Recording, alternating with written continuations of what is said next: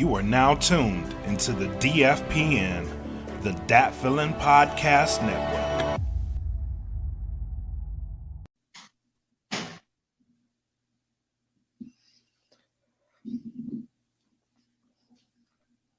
You want to hit the video? Well, I thought you was going to speak about it before we go into it. Oh, my bad. I totally messed that up. But anyway, thank you guys for joining us here at the Smoke Pit on this Friday. We do have a good show for you guys, but tonight we wanted to start off one of our own. If you're 1 Charlie 5 in this group, there are a lot of us in here. We're a small community, but we're all seeing each other enough that we become family over time. And we follow each other around. At many points in our career, we're our own military, so we depend on each other a lot. So when one of us leaves and goes up to Valhalla into the sky, that radar in the sky, we salute him. So we had one of our own pass away, Mr. Matthew Boudet. From what I hear, I didn't know him personally. He was a great guy, from what I hear. So, in his memory tonight, we're gonna pour up a shot. So get your shots ready. From the 1 Charlie 5 community to the family of Mr. Matthew Baudet. We want to send our sincerest thanks for sharing them with us for as long as we had them.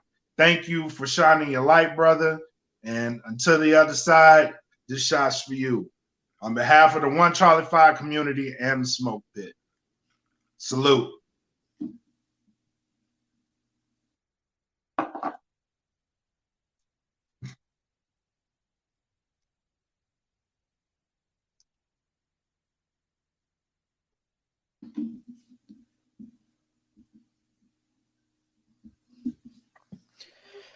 Cool, man. I appreciate that, Black. Yep. Yeah, I wanted Black to do that because he has a way with words better than me. So, yeah, I didn't know him personally either, but it's just tough knowing that, somebody that young is passed. Life isn't promised. Tomorrow's not promised. It's sad that every time something like this happens, everybody's like, tell people you love them. Tell people what's up. Like you start to appreciate life more when a life is taken. And I think we should start trying to veer away from that and just every day just start appreciating everybody. Appreciate it. Yeah. They are. So with that being said, let us go ahead and try to get things a little bit lighter, get people prepared for this weekend. And let's get into shenanigans with episode 34 of The Smoke Pit. Welcome to the Smoke Pit. It's Friday night. Come and take a load off. Come sit in the Smoke Pit. It's time for us to show off. It's been a long week. Come relaxing, get some laughs in, and let's talk about these brackets. And while we at it, tell me whose man's is this? Cause I got questions. I'm hoping you can answer it. Get ready, cause we gon' talk a lot of shit. It's Makk and Mac. Welcome to the Smoke Pit.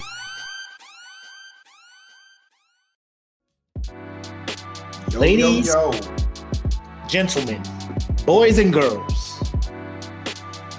Oh, it is Friday. It was a long week for your boy, and I only worked 3 of the 5 days. So, yeah, it was like that. It was wild. We have a great show for you. We have an awesome guest. We'll hype them up in intros and all that stuff. But first, let's go ahead and talk about these sponsors, starting with the Plugs Wireless Earbuds at www.gettheplugs.com. Premier wireless earbuds, whatever they're called, headphones. I don't know. You know what they are. You put them in the ear and you hear the music. They hook you up. Great price compared to some of the higher scale stuff, but the sound quality is still the same. My man Black can attest to that wholeheartedly. Yes. Audioswim.com for all my musicians out there. If you're trying to get your tracks distributed on one of the high tier streaming services, they can hook you up $5 a track. They can make it happen for you. Premier Element UAE for all your management, representation, all that good stuff. Investing, they can help you out with that because I know a lot of you have been interested. So check them out at premierelement.com. And I forgot to add him on here. We had him as a guest, my man Michael Darkwave, the Nettergold guy, Nettergold man. They are now sponsoring us as well. So shout out to them. Stand by. We're going to have some things from them, i.e. promo codes and all that stuff coming soon. Yep. But if you want to jump on early and support people who are supporting us, go ahead and check them out. Followed up with the Bandcamp. I cannot stress it enough. Y'all heard my man single. Y'all know the album is coming out when? When's it coming out? 3/1.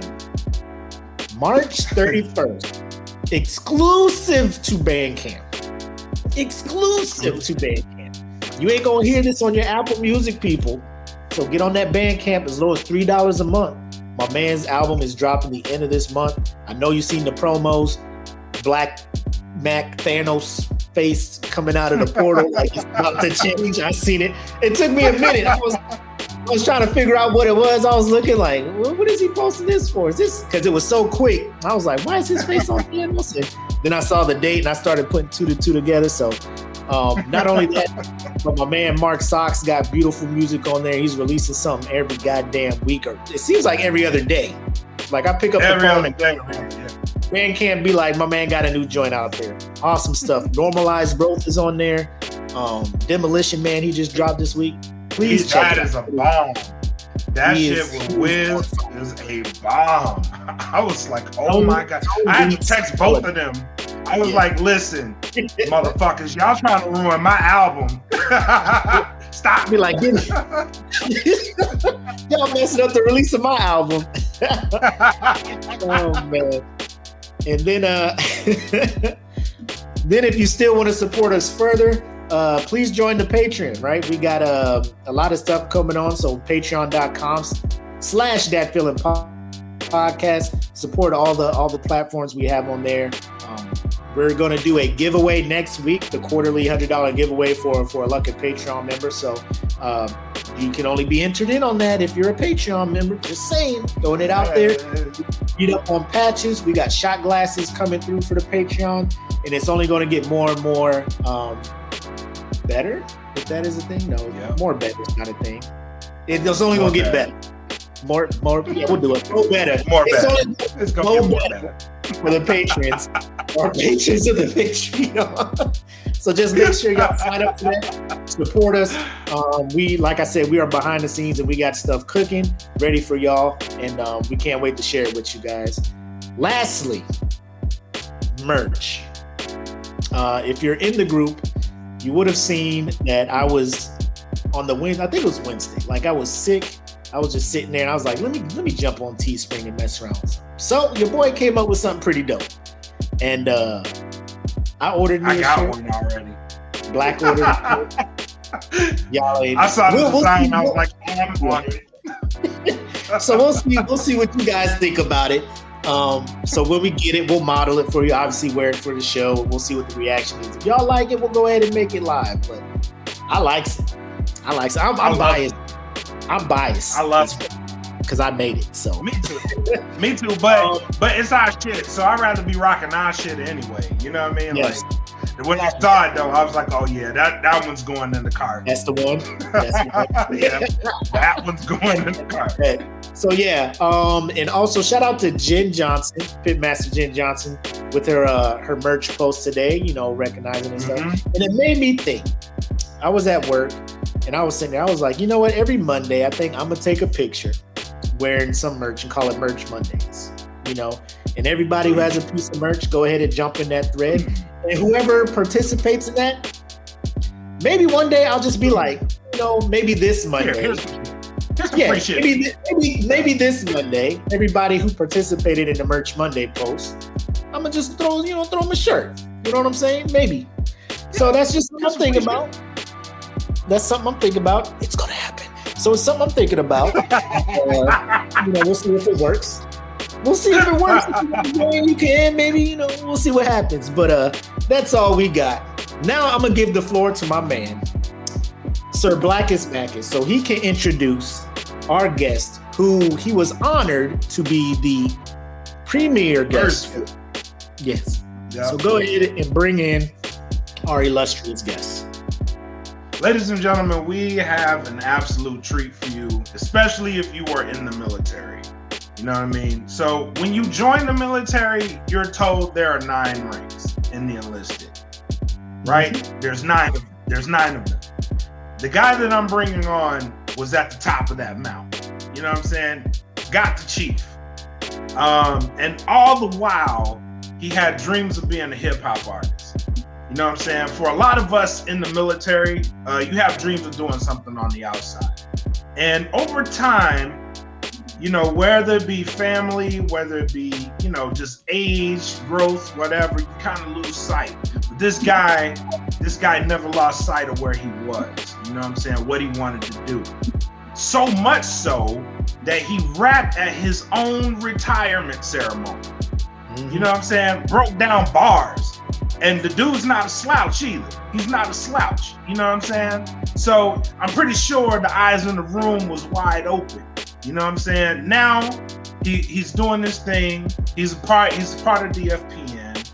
He runs the Salute podcast, which we are so very honored to have because he interviews people who has the aspirations like he had.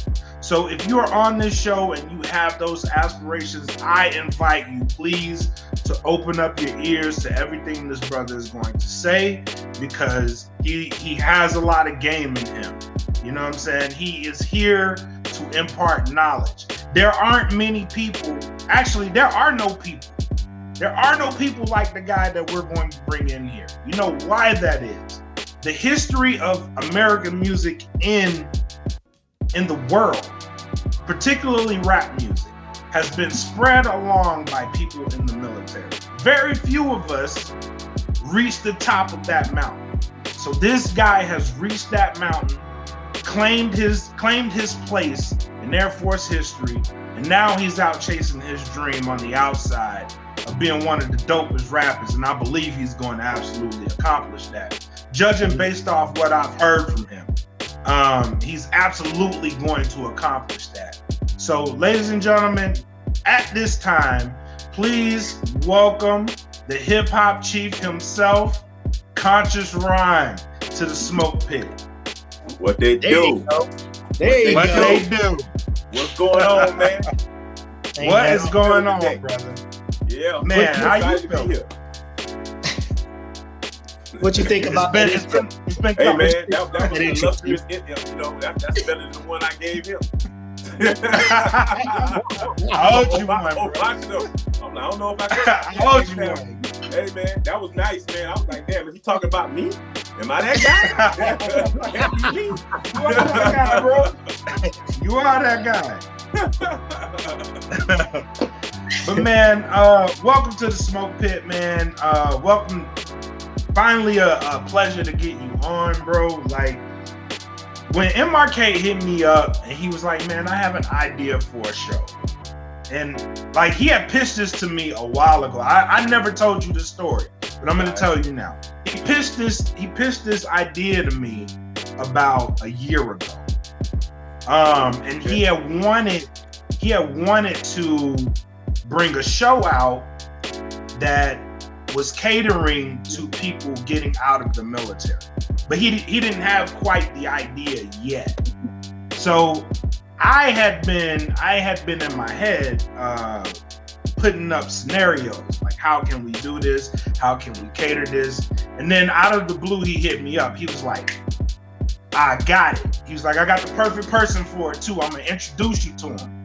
And that was our first conversation. I was on the phone when he was like, I have the perfect person for it. And then like me and you chopped it up, and it just made all the sense in the world, bro. All the sense in the world, because there is a lot of people, and I just put myself in that scenario. Like, I was an airman in the dorms, you know what I'm saying? I had a karaoke machine and I had an Xbox. That was all I had. So if I wasn't playing Xbox, I was on the karaoke machine just rhyming. You know what I'm saying? And there's a lot of me's out there in that situation. Yeah. People people are in their rooms just doing music and that aspiration to get there. But what struck me about your story is you were a chief. You were E9. You were up there. So my very first question to you, my very first question to you is how did you maintain that hunger? Because when I hear you rap, there's a hunger still there. How did you maintain that after all these years? Even like going up promotion after promotion after promotion. And I'm pretty sure you had all that. We'll cover that. But how did you maintain that through all these years? Man, I've been rapping since I was like 13, man. So you got to think, man. I'm a older guy now. But I've been rapping since I was like 13, man. It was just in me, man. I love hip hop. I just couldn't see myself. I love the military. I love what I did in the military, but I just had that hunger. I just know. And as I got older, I think my rhymes got better. I think, and that just made me feel even more inclined to just keep trying and keep trying and keep trying. I had I signed my first contract when I was probably about 17 years old in Miami. First contract when I was 17 years old. Back then I was Cool CT, and then I was Spider. And my group was called Southern Malign. Shout out to my man Sporty Spud, Wilford Norris. He out there, my man Bianco, Devin Knight, and my cousin, Dez the Bias. He got a mixtape out right now, as a matter of fact. It just was in me, man, and I just saw as I got older, I started getting better. I was like, damn, I think I can still keep doing this. And then when I rapped at my I guess I'm the only one ever to rap at his retirement ceremony. When I rapped you would be the first. Ceremony. When I rapped at the retirement ceremony, the C commander came up to me afterwards and like, that was dope. He said it just like that. He was like, that was dope. So I said, yeah, I guess I can keep doing this. But that's what it was, man. I just as I went through the ranks, I just never gave up, man. I got to scuffle sometimes with guys, got to laugh, but I just didn't care, man, because I just think that our culture, it's ours. And I know these young people in it, but it's our culture. And I just couldn't stop, man. I just couldn't stop. Right. Mm-hmm. I think you hit that perfectly because you were like, there's young people in it. But rap is such a touchy genre because it's like you're too old at like 30. You know what I mean? But rock and roll, Kiss can go out right now and they could do a tour. And MRK alluded to this too. He was like, you could have rock and roll acts that are like 60, 65.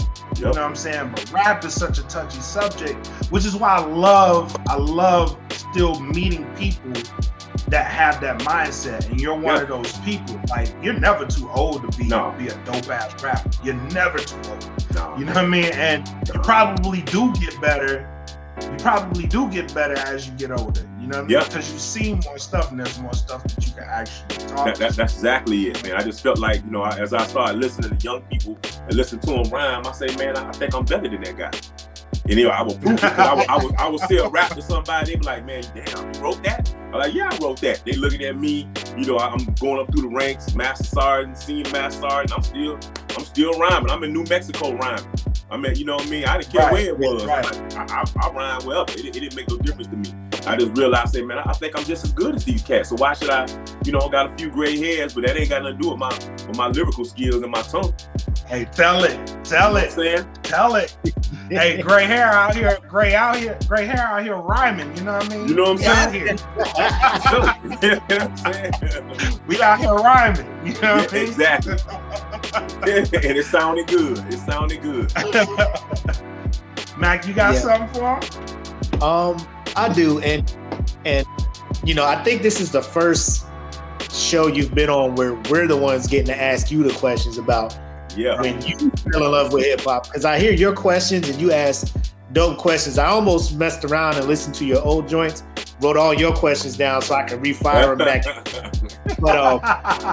But when it comes to hip hop and anything musical, like every time I have anybody on my podcast that dabbles in music, I need to find out, when was it that you were just like, this is what I want to do?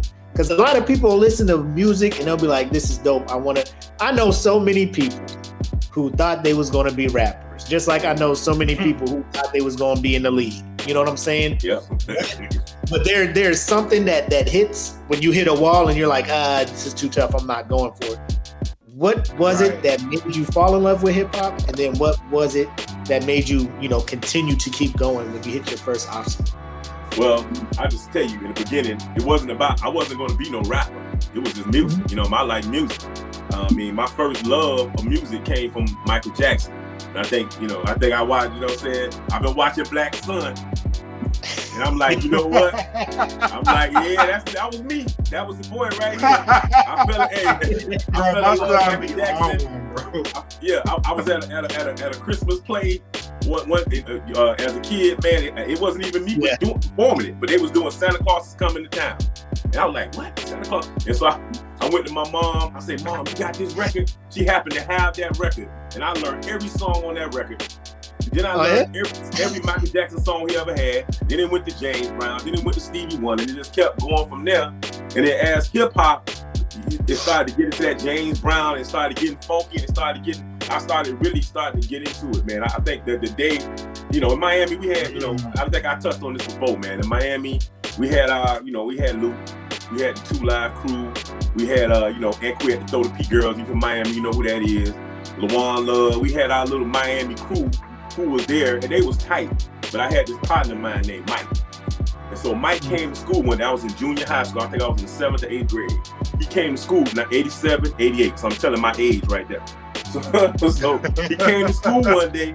He was like, look, I want you to check this tape out. I said, all right, check it out. So I went home, I popped the tape in. And the first thing I I heard was boom, bam, boom, boom, bam, boom, boom, bam, boom. I ain't no joke. I used to let this mic smoke. I was like, oh, no. Wait 1 second. Oh, let me rewind that again. Yeah.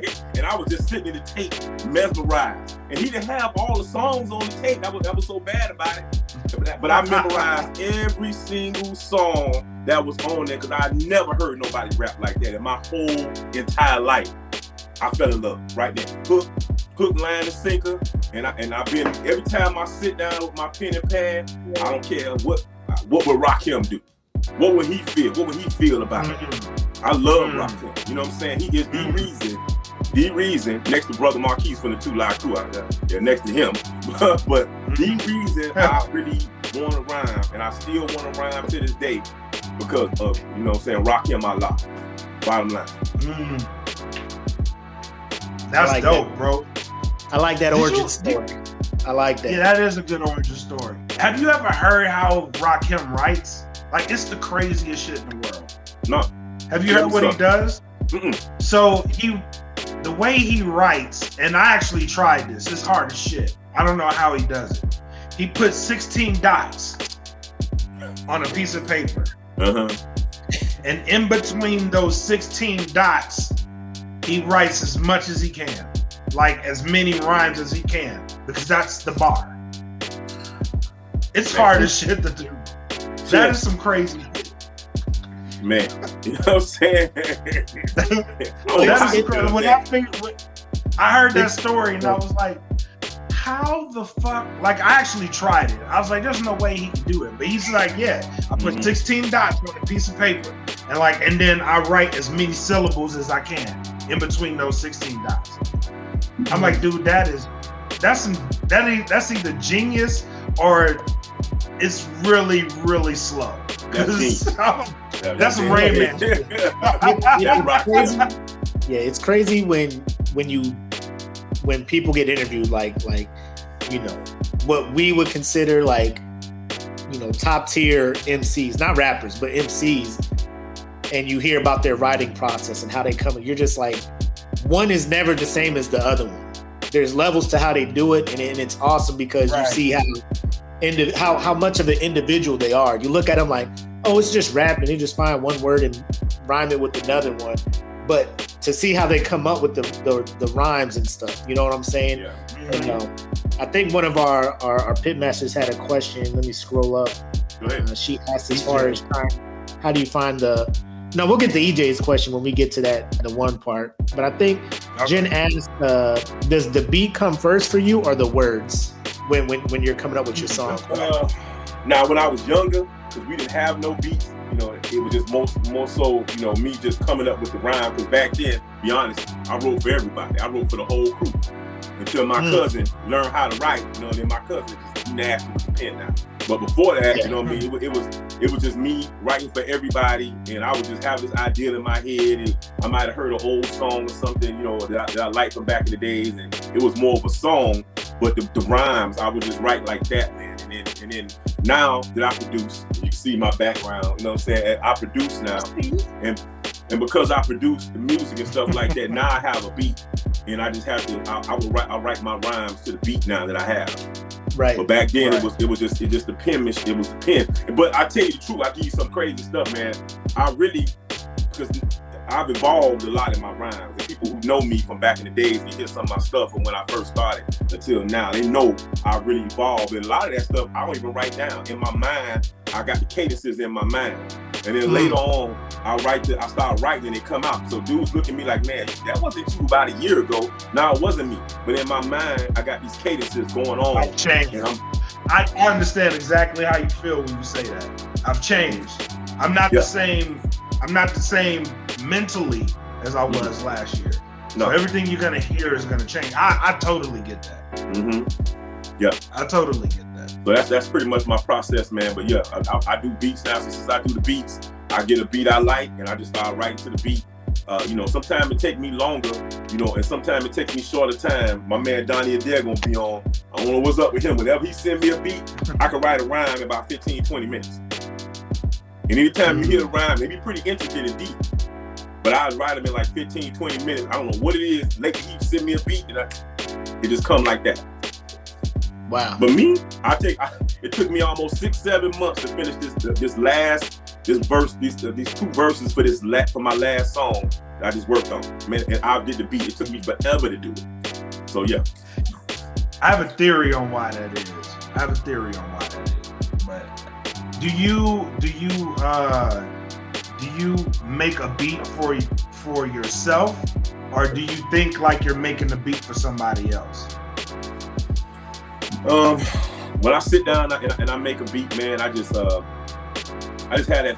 I have a feeling, and it's really not for not anybody.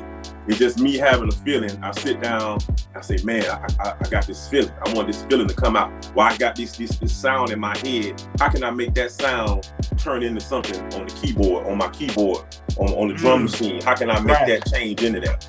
And so that's kind of how my beats, how it comes, how it evolves. Right. I'll tell you why I think that. It's why I don't make beats anymore. Because all of my creativity went into the beat. It's hard for me to come up with words for a beat that I creatively put together. And it's weird to me. But if somebody else sends me a beat, it's like that. Because I'm not thinking about the energy I put into it. Well, usually it suffers. And I've been working really hard over the years that doesn't suffer. I try to make my beats just as hard as my rhyme. Now, do I think I'm as good as Donnie? No. But Donnie, Donnie is on another level. I play the bass a little. He played the bass better than me. Yeah. You know what I'm saying? He played the bass better than me. He played the drums. You know what I'm saying? So Donnie's on another level when it comes to stuff, but I'm there. I'm catching up behind him, but he's Donnie on something else, man, and none of his stuff suffers. His rhymes don't suffer or his beats, neither one. Straight. Right. And he's gonna be on the Salute tomorrow, right? Yes, he's gonna be on the Salute tomorrow. Donnie 5. One Charlie 5. And he's a 1 Charlie 5. Yep. Yeah. Speaking on that, when we were talking before we went live, this will be your 5th show, right? 5th show. Yep. Three of your guests have been 1 Charlie 5. So 1 Charlie 5 community stand up. We out here. We doing the deal. Hey, I'll say this, man. I don't know what the hell, man. Y'all some brainiacs. I told him that yesterday. I was like, y'all all brainiacs. I don't know what the hell y'all got going on. Y'all, he works for he works for the TurboTax people. I'm like, how you work for TurboTax? How you get a job like that? He said, it's like Google, man. I'm like, what? can't even think about doing something like that. It's some of us who are next level with that stuff, can see ones and zeros and stuff. And then there's some where you just like, we probably just needed the Manning, so they just threw you our way. We'll work. You crossed over, didn't you? My man, I'm so a physics major. He's a physics major. This cat loves physics. Yeah. I'm like, how could you like math that much? But he's a physics major. Yeah, that was a dope interview with Op Solo, man. I was just like, my man was out here. His scores was high enough. They was trying to make that dude some kind of cryptic linguist and all that stuff, and he was just like, nah, I'm out here in these streets, my guy. Like, and that'll segue to the next question, right? So you from Miami, you grew up, born and raised. Yeah. The time I would assume, I'm looking at you. You're a young man. I'll just assume me and you the same age. We 40. We just turned 40. There was a specific time in my maturing into a young man where Miami-based music I was like, hip hop is not the same. It will never be the same. If you ain't got this bass, you ain't got the lyrics, you ain't got this cadence, I don't want to hear it. And this is when my dad, because I'm a military, my dad was stationed in South Carolina. So like that we gravitated to that because that was the South. Like this was it, And so I know that grabbed you. So is that, when did you kind of go from Rakim, which is a New York lyrical base, or did you ever go from wanting to be this lyrical to embracing what your city was doing at the time in hip hop? No, I was always trying to be lyrical, man. I mean, I just couldn't do nothing else because, like I said, I heard Rakim like 87. So I was like, man, I can't do too much, And after that, started doing shows and different things. Now what we would do, which is pretty funny. I think back now. I'm sorry, my cousin Dez, I ain't listening. He probably gonna see this podcast, bro. He like, man, why? But you know what I'm saying? What we used to do was, we would come out on the show and we would do I Wanna Rock. We got that I Wanna Rock, doing our thing, you know what I'm saying? I'm doing the California Worm. My cousin out there just throwing it. He's like 10, 11, 12 years old throwing it. So we doing all of this, get the girls, the girls go crazy. As soon as the girls finish going crazy, we bust out with lyrics. We bring out with lyrics. This is what we here for. We do not care what you say. We try to grab your little cousin at 10 years old. We try to grab his penis. We don't care what you say now. You know what I'm saying? So that's what I used to do. That was our little scheme. We said, okay, we got to get them to listen to us, right? So they can hear what we say. So we go out there, you know what I'm saying, popping it, man. I had it down, man. Had the I Wanna Rock, the whole I Wanna Rock down. I Wanna Rock go off. We go in the lyrics. That was our gift. The bait and switch. Yeah, exactly. The bait and switch. Just y'all booty popping and everything. How about these lyrics? It worked. You gotta listen. Now sit your ass down. Yep. It was surefire in Miami. They didn't care what we said after that. They didn't care. They didn't care because when we finished that, they was like, oh my God, what up? Right. Yeah. So that's dope though. Yeah. So growing up, rapping, you said you signed your first contract at 16, and then there was another contract, 17, and then obviously, you joined the military, so there's another contract you signed. Exactly. I think one of our viewers, EJ, let me scroll up and see if I can get his question because I don't want to mess it up. He kind of hinted or wanted to know, was there any resistance or pushback from the military as far as you pursuing or wanting to be, here we go, here's the question here, I'll put it up on the screen. Mm-hmm. So he says, Chief, did you ever feel as if the powers that be in the institution tried to make you conform to their mold and purge you of some of your blackness over the course of your career? Oh yeah. The whole time, the whole time I was in, it was something, but I was like, I'm me.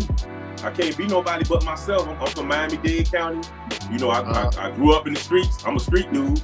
So the military was a means for me to get out of the streets and not be dead. Right. You know what I'm saying? So I went in the military, but I was still me. It wasn't like I think I told MRK, man. I told him, I say, man, if it wasn't, he had a guy he talked about, but my guy was Op Solo. Op Solo was like, look, man, you can't smash dudes. You can't smash everybody you see. and I want to smash it. Right. That's my whole mindset was just Miami. Like I said, a mouthful of gold teeth back then, just grill. And I was like, man, whoever, you know what I mean. And I didn't win awards, man. I didn't get the below the zone. I should have got below the zone. I think I was sharp enough to get below the zone, but I didn't get below the zone. I had gold teeth. I didn't get that. I never won any awards, none of that stuff. I never did. I'm a guy that made it all the way to the top without winning any of that. Now ask me how. That's the blessing. You know what I'm saying? But I didn't win. I didn't get none of that stuff. I didn't have the best EPRs in the beginning. They gave me all 4s. I didn't get a 5 until I was a staff sergeant. Bro, y'all remember when Forrest was like a death sentence and shit? Yeah, motherfucker get a 4 and shit, man, bro. They be like, bitch, you ain't getting promoted. Yeah. I ain't getting promoted now. What the fuck? I got a 4 on those. Yeah, but I never stopped being me, and because I never stopped being me, on one of my EPRs, I did a show in Korea, and it's on my EPR. A benefit, I use it as, I use God it as. damn it, why I ain't never think of that shit? Yeah, I use it as I went out and did a community morale service. building. It was a community service thing, and it's on my EPR. Dope. Oh shit! I should have hung around you when I was in shit. Would have known. Hey, using this for the bullet. Just so y'all know. That bullet went. That bullet was right on my EPR. I was like, damn, it went. So coming up through the ranks and everything, obviously, as you mature as a man and stuff, obviously you were talking about your cadence and everything about you change how as you were as a rapper 2 years ago, 3 years ago, you're always evolving and changing, which I think artists need to do. They need to be able to evolve because you don't want to be the one trick pony. And then because, once that certain style of rap or whatever music goes away, like that's it. You can't do much else. So talk to me about how being in the military or anything you experienced in the military kind of help you evolve as an artist and kind of some of the things you talk about lyric wise and whatnot. I think like I told Mark, I know he had to take on it. He was like, that's the individual, but I think just experiencing racism for the first time, that influenced how I became even more militant black in that way. I was still like, talk about that. I was straight, but I'm me. You know what I mean? Period. And it just, Talk about how, because people will say, oh, he's black. But talk about what you mean when you say that. Because you alluded to it on that podcast, but break it down for the people so, probably didn't hear it. So basically, when I'm from Miami, came from Miami. Mm-hmm. In Miami,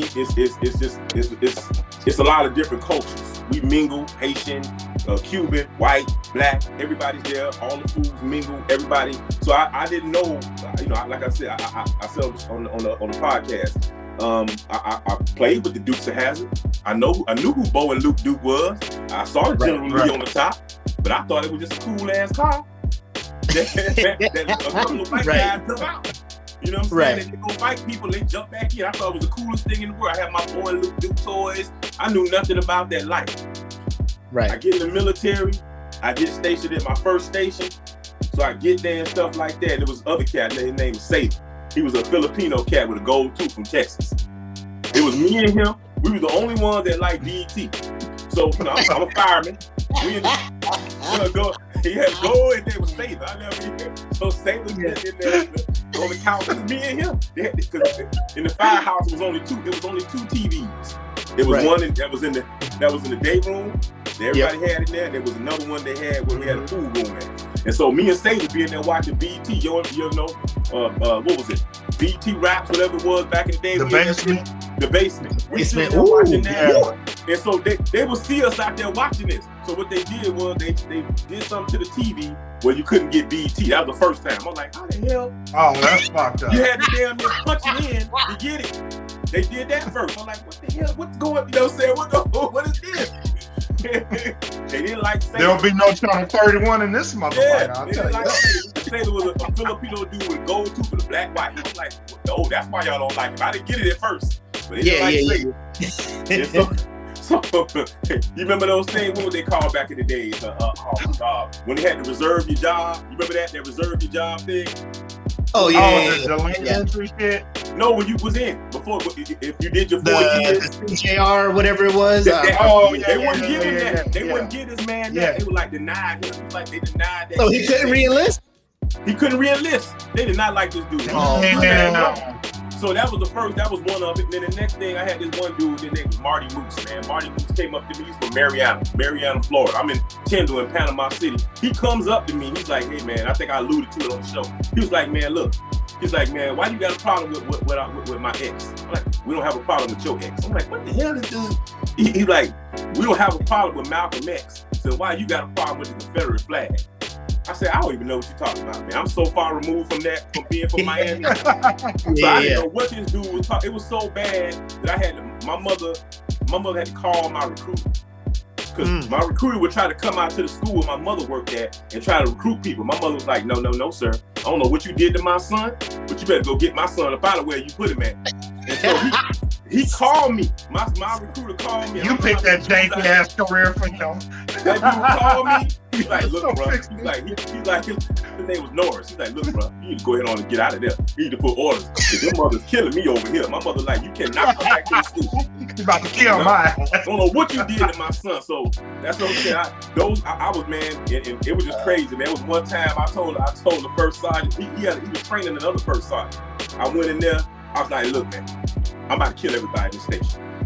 I told him, I was like, "What? Everybody in the station. You wild, man. What you doing, Chief? Out of here." I got orders to Panama. The next couple of days, I was gone. I said, "Man, I'm about to Panama? The country, Panama? Yeah. Lord Jesus. They got me out there. They didn't even see. They said, "Fuck them. We're gonna put them in Panama City." I said, "I got good. I got my 9. I'm gonna kill everybody. In this. Matter of fact, I got this 9, that same 9 right here next to me. I said, I'm gonna kill everybody in this fire station." And they were like, "We gotta get them the fuck out of here." They told them, they was like, "Look, do not talk to Airman Wilcox." They say nobody's allowed to talk to Airman Wilcox. Nobody. So they would not talk to me on my way out the door because they were like, "This dude is crazy. He's gonna kill everybody." Bro, you know that is old ass Air Force, because you try that shit now, bro, you ain't making it out, my guy. Yeah, didn't have the perfect response, and he still made chief. Exactly. Everybody laugh. Bro, you do that shit now. You can't even put him under the jail. They put him under the jail. All under the jail, right? Get the DEA, get FBI, get OSI, get everyone out here for this guy, because we are not taking chances. We are not taking chances. They were like, "He's done. Do not talk to Airman Wilcox. Do not talk to Airman. Whatever you do not talk to Airman Wilcox." It was so funny. Which is 100% the wrong approach, because like you recently got out. You see how the Air Force is now. Somebody got a problem, hey, go talk to him, see what's wrong with him real quick. So please talk to him, figure out what's going on with him. It's just crazy, like I guess it's cool seeing the progression of the Air Force, like, the whole, "Hey, I'm gonna shoot everybody in here." PCS, put people in Panama in danger. You know what I'm saying? Send them to Panama. Put people over there. I think what make him happy. He was training another first sergeant. He was sitting there with another guy. He was trying to train him, and they didn't know what the hell you think it is. I walked in there and I said that. He was like, He just trying to figure out something real quick. I walked in there. He's like, "What you want to talk about?" "Kill everybody in the fire station." Bro, I wish. There's some shit I would laugh so hard. Imagine being the first sergeant. Imagine being the first sergeant hearing that shit. You be like, "What?" In the middle of training somebody. You in there, you in the office. Yes, so this is how you follow Article 15. Yeah, man, it was crazy. I didn't get training. It was a Mexican cat. It was me.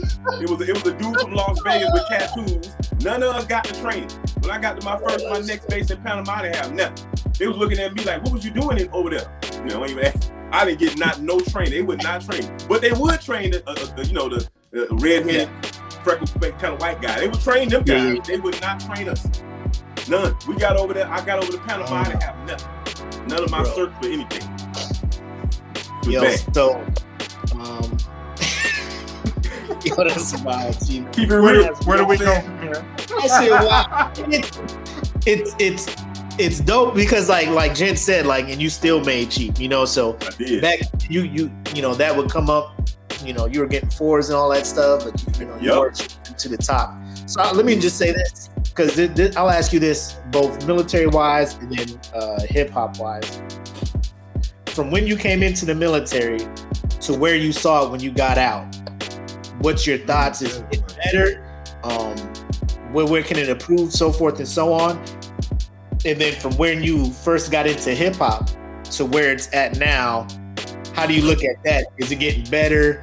Because I mean, both entities are under attack. Like a lot of people are just like, the military is getting soft, this, that, and the third. Some people are like, it's being progressive, it's going in the right direction. Other people look at hip hop like it ain't the same. These mumble rappers, trash. Other people are like the diversity of it. There's something in it for everybody. You know, you have MCs, you got this, you got the what do you call it? The trap beats and all that other stuff. Yeah. So what is retired fire chief, hip hop chief think about both parties? Okay, we'll start with the military. I'll start with the military. If you don't know, I retired out of the Pentagon. So I went from threatening to kill people to walk around the Pentagon. Follow my ice cube. Pentagon, you know what I'm saying? You should have seen the first day I went to the Pentagon, I put my little badge and say, Lord, what the hell is this? I say, man, I done went from Miami-Dade County, mouthful of gold teeth, to I'm touching the badge, getting ready to walk into the damn Pentagon. What in the hell has happened in this world? That's what I was thinking. As I walked the first time, like, what in the world? What is going on? So one day, I'm telling you, one day I was in the Pentagon. I'm getting ready to eat my lunch. I finished eating my lunch. I'm sitting there. Yeah. And as I'm finishing up my lunch, I hear this voice say, hey, I like to sit, I thought I would have lunch with a fellow chief. So I was like, who is this? And I looked up, this Chief Master Sergeant of the Air Force rank. Oh, wow. So he sits down with me, and he sits there and starts talking about it. So the same stuff you asking me is the same stuff I started talking to him about. And we started talking about the EPRs, and we had some similar stories of EPR. And I'm going to tell you, if you don't know, this is about the realest brother on earth. Oh, man. Realest brother on earth. Don't get it twisted. But I think if you seeing this cat, hell no. That dude's real as a dead no. I ain't gonna even put him on nothing. Real.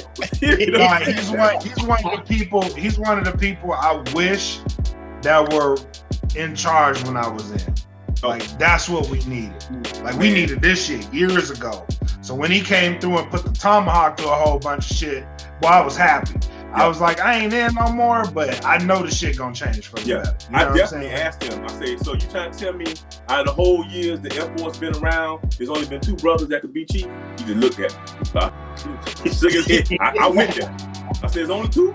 The whole Air Force is only 2. He just looked at me like, he shook his head and started laughing. But we had a deep conversation. Real cat had a deep, and so, you know, from that conversation, I'm getting into what about it, man. The EPRs, you know, I don't think EPRs is ever going, because it's all based on people, and so I don't think EPRs will ever be a way. But I don't know how else you would be able to judge people. I know they're trying to find different ways to do it, but EPRs will always be a problem because it's people. They don't like me. They don't like you. And they can use what they don't like about you to affect your military career. Against me. Yeah. Okay. That has happened to all of us. I know it, and it happened to me. I don't like you for whatever reason it is. I'm gonna use this against you. And so it hinders people from promotion. It hinders people from getting to the level that they can get to. If that's the case, I was good. I was just pretty good at maneuvering. I knew how to write real well, so I was able to kind of maneuver around a few things. The PT test, before I left out, I was a part of the Tier 2 process where we were going in and we were developing a PT test for firemen. Because I retired up as the career field manager. I was IMA to the career field manager up at the Pentagon for fire protection. So, you know, we worked on that. So, you know, they're starting to understand that we Air Force, man, we not the Army. We got jobs we do. Let's start catering some of these physical fitness stuff to the job. And so they started to go that way. So that started to change, which I'm excited about. Uniform stuff is good. I do think we a little, you know, a little babyish. I mean, like I said, I was able to do some things back in the days. Always. I get example what I think about now. So now, when I was coming up, your partners would not let you go back on base when you were drinking. You got a drink, you got your little drink in your hand, whatever, you drink a little bit. Hey, stay at my house. Don't go back on the base. Now they let you go on the base, and everybody get hemmed up and get kicked out. You know what I'm saying? So now it's all or none attitude now. If you do something wrong, no matter what it is, kicked out. Everything based on the PT test. Which if you can't run and your waist is not this small, you can't work out. Don't never be no big dude because you never gonna pass the PT test because your waist got to be this damn small. And even if you didn't have a flat stomach and you a little wide because you work out, your tape is jacked up. So the PT test. Bro, I was doing UFC cuts every PT test. I knew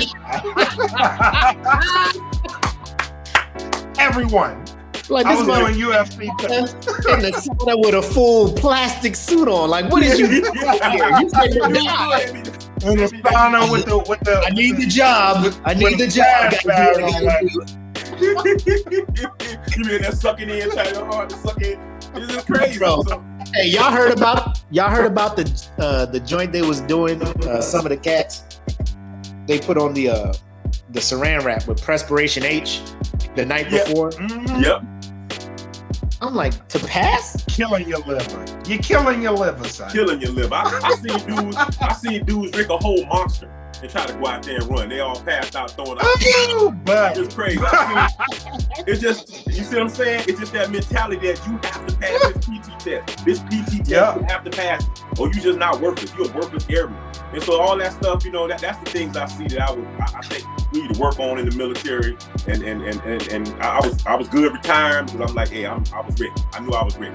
But those things I think could change. The military has, is a culture a little bit better with diversity a little bit, but it still got a little work.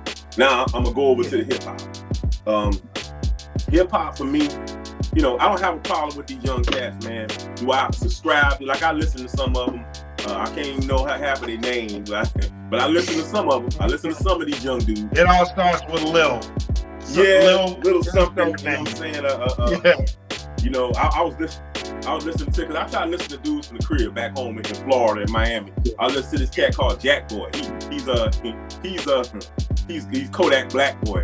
I can only take so much, but I listened to it, and I was like, man, this dude, man, what is he saying? You know what I'm saying? Everything is about killing people, and it's about murder, and it's about this. There's no positivity in hip hop, and that's what bothers me, because back in my time, you had Luke come out with Pop That Pussy, then you had Fight the Power, then you had, you had pro-righteous teachers. You know what I mean? You had the raunchiness, you had everything. There was a place for everybody. Right. After every day after Christmas, when I was growing up in Miami, Luke would hold at the Miami Stadium. He would hold a concert, and that was the biggest thing for us growing up. Hey, I'm gonna get my fresh sweatsuit on, my Adidas sweatsuit. I'm gonna get my cane though. I'm gonna look. We finna go out here, and we gonna be here the day after Christmas. There, man, I got to see Slick Rick. I got to see EPMD. I got to see Public Enemy. I got to see Ice-T. I got to see, so I can go down the list of the MCs. I don't know if y'all remember Tough Crew. Tough Crew was kind of, you know what I'm saying? My part of town, Tough Crew. I remember Tough Crew. My brother used to listen to it. I got to see Tough Crew. So, I mean, where's that now, man? It's just one type of music all day long, every day. And then I try to listen to, them to see what they own, so I could, kind of, but the beat the same. It's like it's nothing new. It's not nothing. It's like nobody's challenging themselves to be that next guy. You know what I mean? Wow.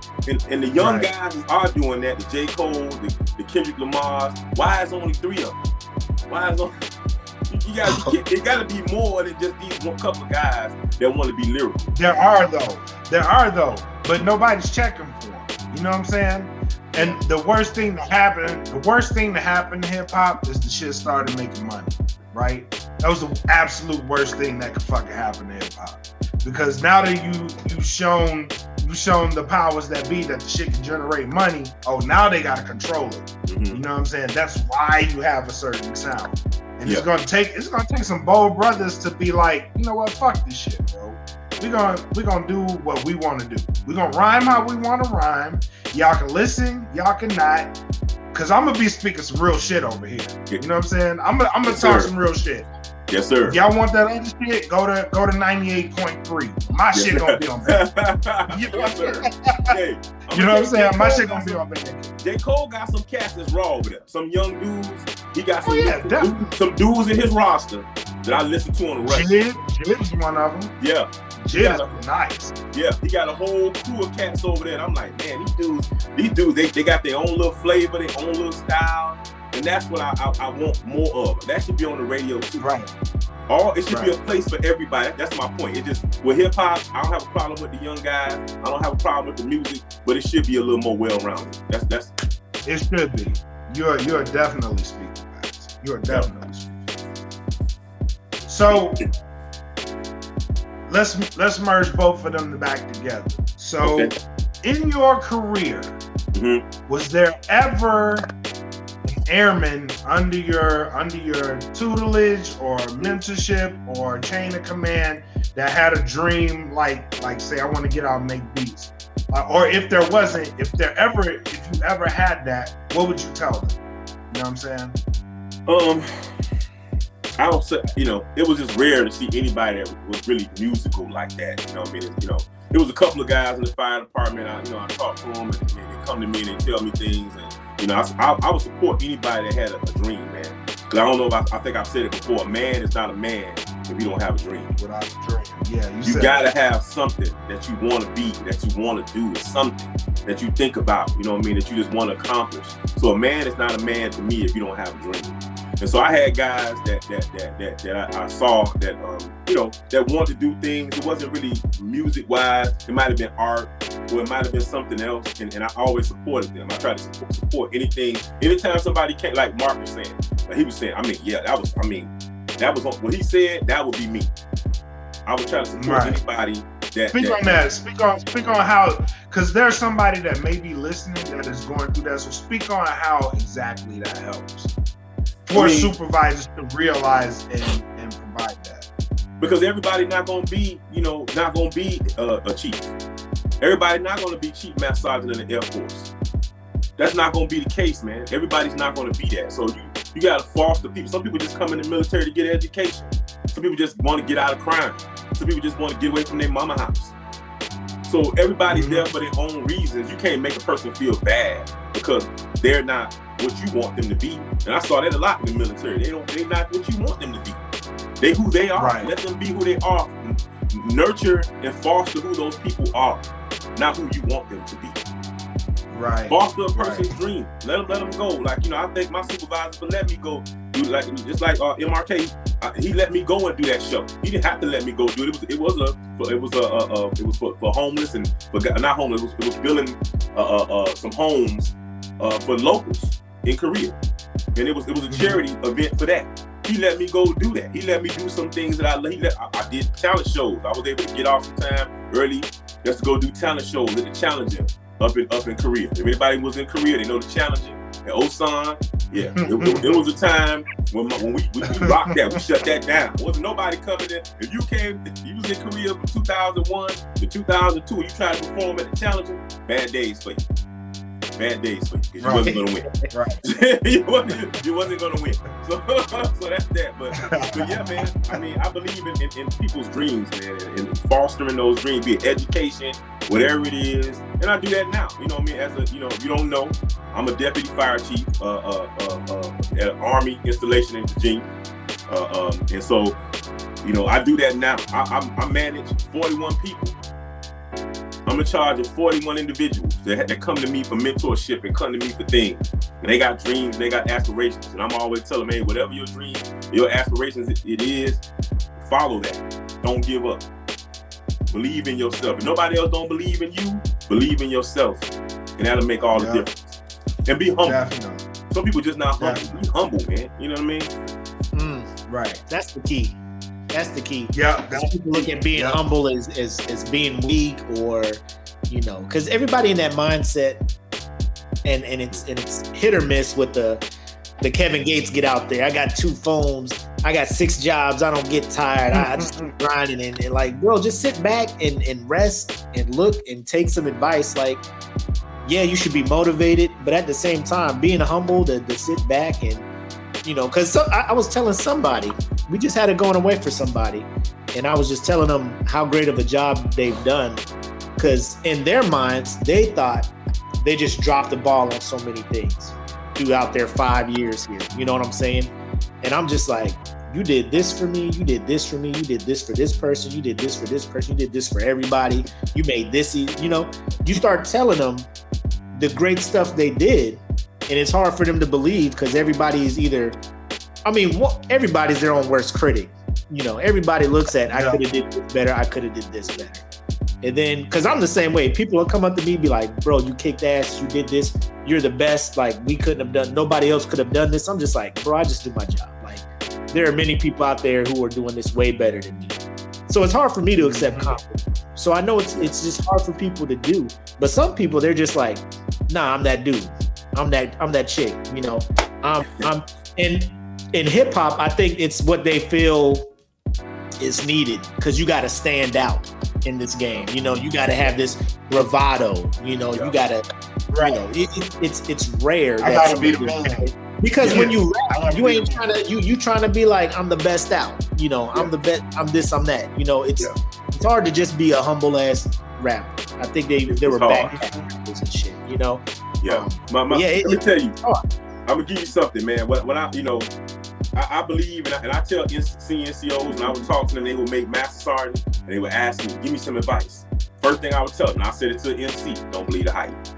My man Flavor Flav, he couldn't have said that better. Every time I'm listening to my face, every time somebody believe the hype, they got kicked out, they lost a strike, something happened, because they was believing what these folk was telling them. And I'm like, man, I don't believe nothing they tell me. Oh, you're the greatest chief. You're the greatest Master Sergeant. You're the greatest till you do something wrong. Then they like, let me take that little strike, pluck that right up. You know what I'm saying? So how about you don't believe the hype? I never believe the hype. Never believe the hype. That's why I'm sitting here like I am right now. Me, I did not believe. When I was a staff sergeant, we had dudes, man, everybody would get kicked out for smoking weed. Everybody. So I had this one guy get kicked out for smoking weed. And he asked me, he was like, man, you mind writing me? Because they was like, whether or not he was going to get a dishonorable discharge or a general discharge. He said, would you mind writing me a letter? And I wrote the letter. You know, I had dudes hating on me because I wrote him the letter. He smoked weed. Obviously, you ain't grew up where I come from. He probably needed that shit. You gonna make this man, he gonna have his whole life destroyed for some weed. Really? For some weed. He probably needed that shit. Y'all probably drove that dude up a wall any fucking. You know what I'm saying? What the hell is this? You know what I mean? They was mad at me. Dudes wasn't talking to me. Wow. Said I was the worst NCO ever because I wrote this guy a letter. They're like, you'll write a letter for anybody. No, I'll write a letter for somebody who's trying to do something else in their life. Who don't want, you know, their life shouldn't be finished because they smoke weed. They got life after. He was probably about 19, 20 years old. Life after the Air Force. Like, it's cool to admit he's not cut for the Air Force. He can't follow our rules, but he can still function on the outside as a working adult. Like, it ain't. Right. Man, I had dudes who couldn't get up to come to work. Okay, they just can't get up, but they maybe get a night job somewhere. You kick them out the military, but their life is not over with because they can get up in the morning. They ain't commit no major crimes. You know, right. You know what I'm saying? That's the thing, though. That's the thing, though. Like, one mistake will follow you forever. You know what I'm saying? Yes. That one mistake will follow. No matter how much you grow, no matter how much you do, that one mistake is going to follow you. You know what I'm saying? You're going to be known for that. Yeah, I think it's stupid too, bro. Like, people grow, man. Like, and especially if you're like 18, 19, we all wild the fuck out. You said you was like, I'm gonna kill everybody in the smoke. You know what I mean? I ain't do it, but you know what I'm saying? We all did some wild shit. You know what I'm saying? And like, you made chief. Like, that's the craziest shit of it all. I'm telling you. I still fucking made chief. You know what I'm saying? Like, think of how many other people are in your shoes. You know what I'm saying? Like, don't hold one thing against somebody, because that person could become the hip hop chief. You know what I'm saying? Right here, you know what I'm saying? I'm the only one of my friends that made chief. Nobody made senior. Everybody was either tech sergeant when they retired or master sergeant. I'm the only one of my friend, my circle of friends that made chief. Yep. Yeah. Go. And unfortunately, that's how it is. That you the top one, bro. Man, top you know, one. I try to do something with it though. You know what I mean? When I say that, I try to do stuff with it, man. I try to talk to people like I'm doing right now, helping people if I can help them. You know what I mean? Help them with they want to do music. If I can help them do music, sometimes I charge cash for beats. Sometimes I got to do it. They come over here all the time, man. I make beats for them. Sometimes I do, sometimes I don't, because it might be that beat that I gave him. That's like, man, that was like a Christmas gift to him or something. You know what I mean? That might have been the greatest thing in the world, and I did something for him that boosts his self-esteem up or made him feel good. You know what I mean? So I'm okay with that, man. Dope, man. Dope. Mac, you got anything else? Man, it's like I know we got other things we want to get into, but you know, it's rare to get somebody like I mean, you admit it, like to get to where you're at, being a black man, you know, it's just awesome to see. And I think our current Chief Master Sergeant Air Force, Bass, is doing a great job as well. Oh yeah. It just sucks. It took how Bass many don't be out there playing no games either with people. How many years to get a female, to get a female Chief Master Sergeant of the Air Force? You know what I'm saying? Like it just forever. We just got our first black chief staff of the Air Force. You know, so I mean, it took a while to get here. We're here now, and you know, to be able to pick your brain and I mean, I don't know if you've been reading the comments, but a lot of people are appreciating your insight and what you've been saying. Because the sad part is what you're saying, a lot of the people who are serving feel that way. But the way the military works, it's if you ain't in this part of the upper tier, you know, we can make all the recommendations. I mean, they're trying to do what they can. They're doing the diversity, inclusive teams and all this stuff now. And, hey, you can wear the ponytails now. You know, if you're this religion, you can have the beard and stuff now. So they're trying to be more inclusive of a whole lot of stuff. But it's just sad to keep saying, and it's not rampant across the military, but it's still embedded in the military. Favoritism, discrimination, racism, and all that stuff. You said you experienced it at Tyndall, the way you remedied it. We can't do that anymore. You know what I'm saying? Do not do what I do. hey, Jedi's in here. My man, David Fitzmaurice, man. So I know I can't run up into the debt waving a gun, you know, with Jedi. He'd be like, bro, you got some big problems. I got to tell you, because there's other people in this debt I got to worry about. So, I mean, what would you say to people who are facing that, whether it be females, I mean, even transgender people, because at first, hey, you're welcome to serve. Nah, get the fuck out. Nah, you can serve. So they're sitting here like, bro, I want to serve my country. I want the same benefits. I pay taxes. I'm a citizen. Why I can't serve my country? What would you give that advice to those people who feel like they're being discriminated or like their voice isn't being heard? I would, man, I would say, that's a loaded question. It is a loaded question. I know. I see. You know what I mean?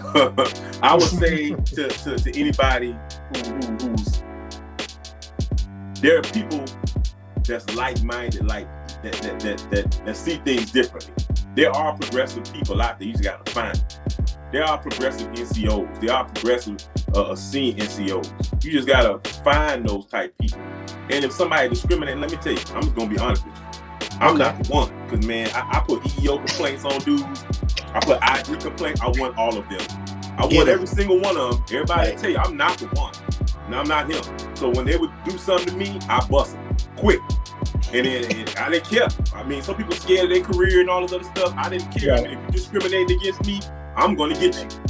And I did it. And I mean, if you feel like somebody's discriminating against you, do not be afraid to tell someone. Do not be afraid to file an EEO complaint. Do not be afraid. Now, EEO system is kind of jacked up in the military, but the way the culture is right now, if somebody's discriminating against you or sexually harassing you or doing something to you, they out of gas. They probably going to get kicked out tomorrow. So this is the perfect time, the way the culture is right now, to put your foot down and say no. I've served with transgender people. I've served with gay people. They've been gay people in the military. You just didn't know about it. Right. Yeah. They right there. You know what I'm saying? I had some in basic training. They sit right next to you in the cot in basic training, and you didn't know. So who cares? You know what I mean? What that has to do with them picking up a gun or being able to fly aircraft or be able to drop a bomb on the enemy. Do the mission. Just do the mission. That has nothing to do with it. I say just there's progressive people out there, there's good people out there. You just gotta find them and don't be afraid to be a head buster. That's what I call a head buster. Go for what you know. That's the crib talk right there. That's crib talk. That's crib talk. I'm a head buster. You know what I mean? I want every EEO complaint. I put an EEO complaint on the chief, brother chief in one. Ooh. So I tell y'all that about that offline. You know what I'm saying? But I mean, the fact that you did that just lets people know, man, just hold everybody accountable, man. Like, there's no favoritism. Because what if you had not done that? What it would have done to your credibility? Like, you let him get away with that because he black, you know, but you on the heads of everybody else, you know? No. You got to keep everybody the same, man. And that's dope you did that. Because not a lot of people are doing that shit. I'm going to be honest. My 20 years in, man, I've seen some shit. Things as subtle as, hey, we got a VIP general coming through, hosting the tour, giving them the tour. That'd be a nice bullet. However, nobody on a shaving waiver is going to be allowed to do it because we feel it looks unprofessional. Even though you got a whole piece of paper, the Air Force is saying you allowed to look like this. Yeah. They feeling like it's an unprofessional look. Like, my guy, I can't help. I can't help this shit. This shit hurts my face. The waiver. The question I would ask these people, my man, have they ever talked to each other? I have. Yeah. And they put their pants on the same way you put your pants. It's so funny. They act like this. And if you really get to know a general and meet a colonel or a full-bird colonel or general, there ain't nothing like that. They be like, man, what are these people running around? They like that. They have nothing like that. But they understand that's how people gotta be. But they run around with generals coming, the colonels coming. And then when you meet these cats, they just like they be you're like, this the guy that's a colonel. This the guy that's got and the only thing he has a bachelor's degree or a master's degree. Hell, I got that. What make him better than me? He don't care. You know what I mean? I'm telling you, I've seen some stuff. And if you ever get a chance to meet a general or a colonel, you just die laughing because they it's not at all what you think. It's us. Yeah, if you can get them. Because we've had a couple. I got the echo going on. I was ever at Tyndall and we was at the schoolhouse, so we would get guests to come through and speak at graduations. We'd have colonels, 1 stars. They just be chill. You know, when you sit down and talk to them at lunch, they just want to talk to you like, what's your day? What's this like? Like, they don't want you kissing their ass. They don't want you shining their shoes, all that other. I mean, they just talk to me. I'm here to help you guys, like, bring up concerns and stuff, and I'll see what I can do. I'll tell you what I know. I'll tell you what I don't know. Like, it's humbling. Like, I respect the rank, but I respect it even more when they're just like, just talk to me. Yep. On my show, I'm gonna bring on a retired major, man. He's a retired major. He works for Miami-Dade Fire Rescue. Man, he's probably one of the dopest. He's on my album, man. He's one of the dopest poets, MCs you ever want to meet. Cold, you know what I mean? But he's an officer, a retired officer. You'd be surprised, you know what I'm saying? But there you go. I'm gonna bring him on the show. I'm definitely gonna like that episode. Yeah. What you can't got, wait for it, bro. What you got for him before we let Conscious Rhyme bounce? What you got for him? Tell the people how they can find your show, man, and how they can follow you to stay in tune. Hey, man, we on Spotify, we on Google Play, we on Apple, the Salute Podcast. I try to do it twice a month. And I make sure that whenever I do it, I'm always trying to up the bar and have somebody on there that I think everybody be interested in hearing what they have to say. It's always hip hop. It's always guys who are proud military, and it's always love. You want to check me out on Instagram? I'm Conscious X on Instagram. You want to check out some of my music? You can find a lot of my music on same venue, Spotify, Google. Conscious Rhyme. My last album was Unauthorized Bio of Pat Wilcox. You want to check out the last mixtape we did on that Piff Purgatory. It's called Quarter Water. If you haven't heard Quarter Water, I would say go listen to Quarter Water because you might be surprised. So Quarter Water, the last single we put out was Let Me Love You. But from Purgatory, that video's out there on YouTube. Nice video, Let Me Love You. We got the GIMP out right now. We got the GIMP, which is a lyric video. If you haven't heard, if you want to hear what I sound like, you want to hear me spit, and you really want to know what I'm on, go check out the GIMP. I think you might be surprised. I think you'll like the GIMP. It's out there right now. It's Heaven and Earth with Donnie 5. You could, let's see, jump in my group, man. If you're on Facebook, jump in the group, the Salute Podcast group. Love to have you in there. I'm working on a project. My project is called 47. That's gonna be my next album here. Trying to drop that in June. So first single off that probably gonna be The Prey. I'm deadly with it, man. I'm deadly with it. I think y'all gonna like it. So I don't know if you were seeing my face as you was just spouting off all this music. we in a whole chat, my guy, Chief. Respect. We in a whole chat. I had no idea you was out here in the streets like this with the albums, man. Yeah, man. I was about to finish this interview like, yo, so you said something about an album. When can we expect that? You talk about a catalog way back since when? Hit you up here.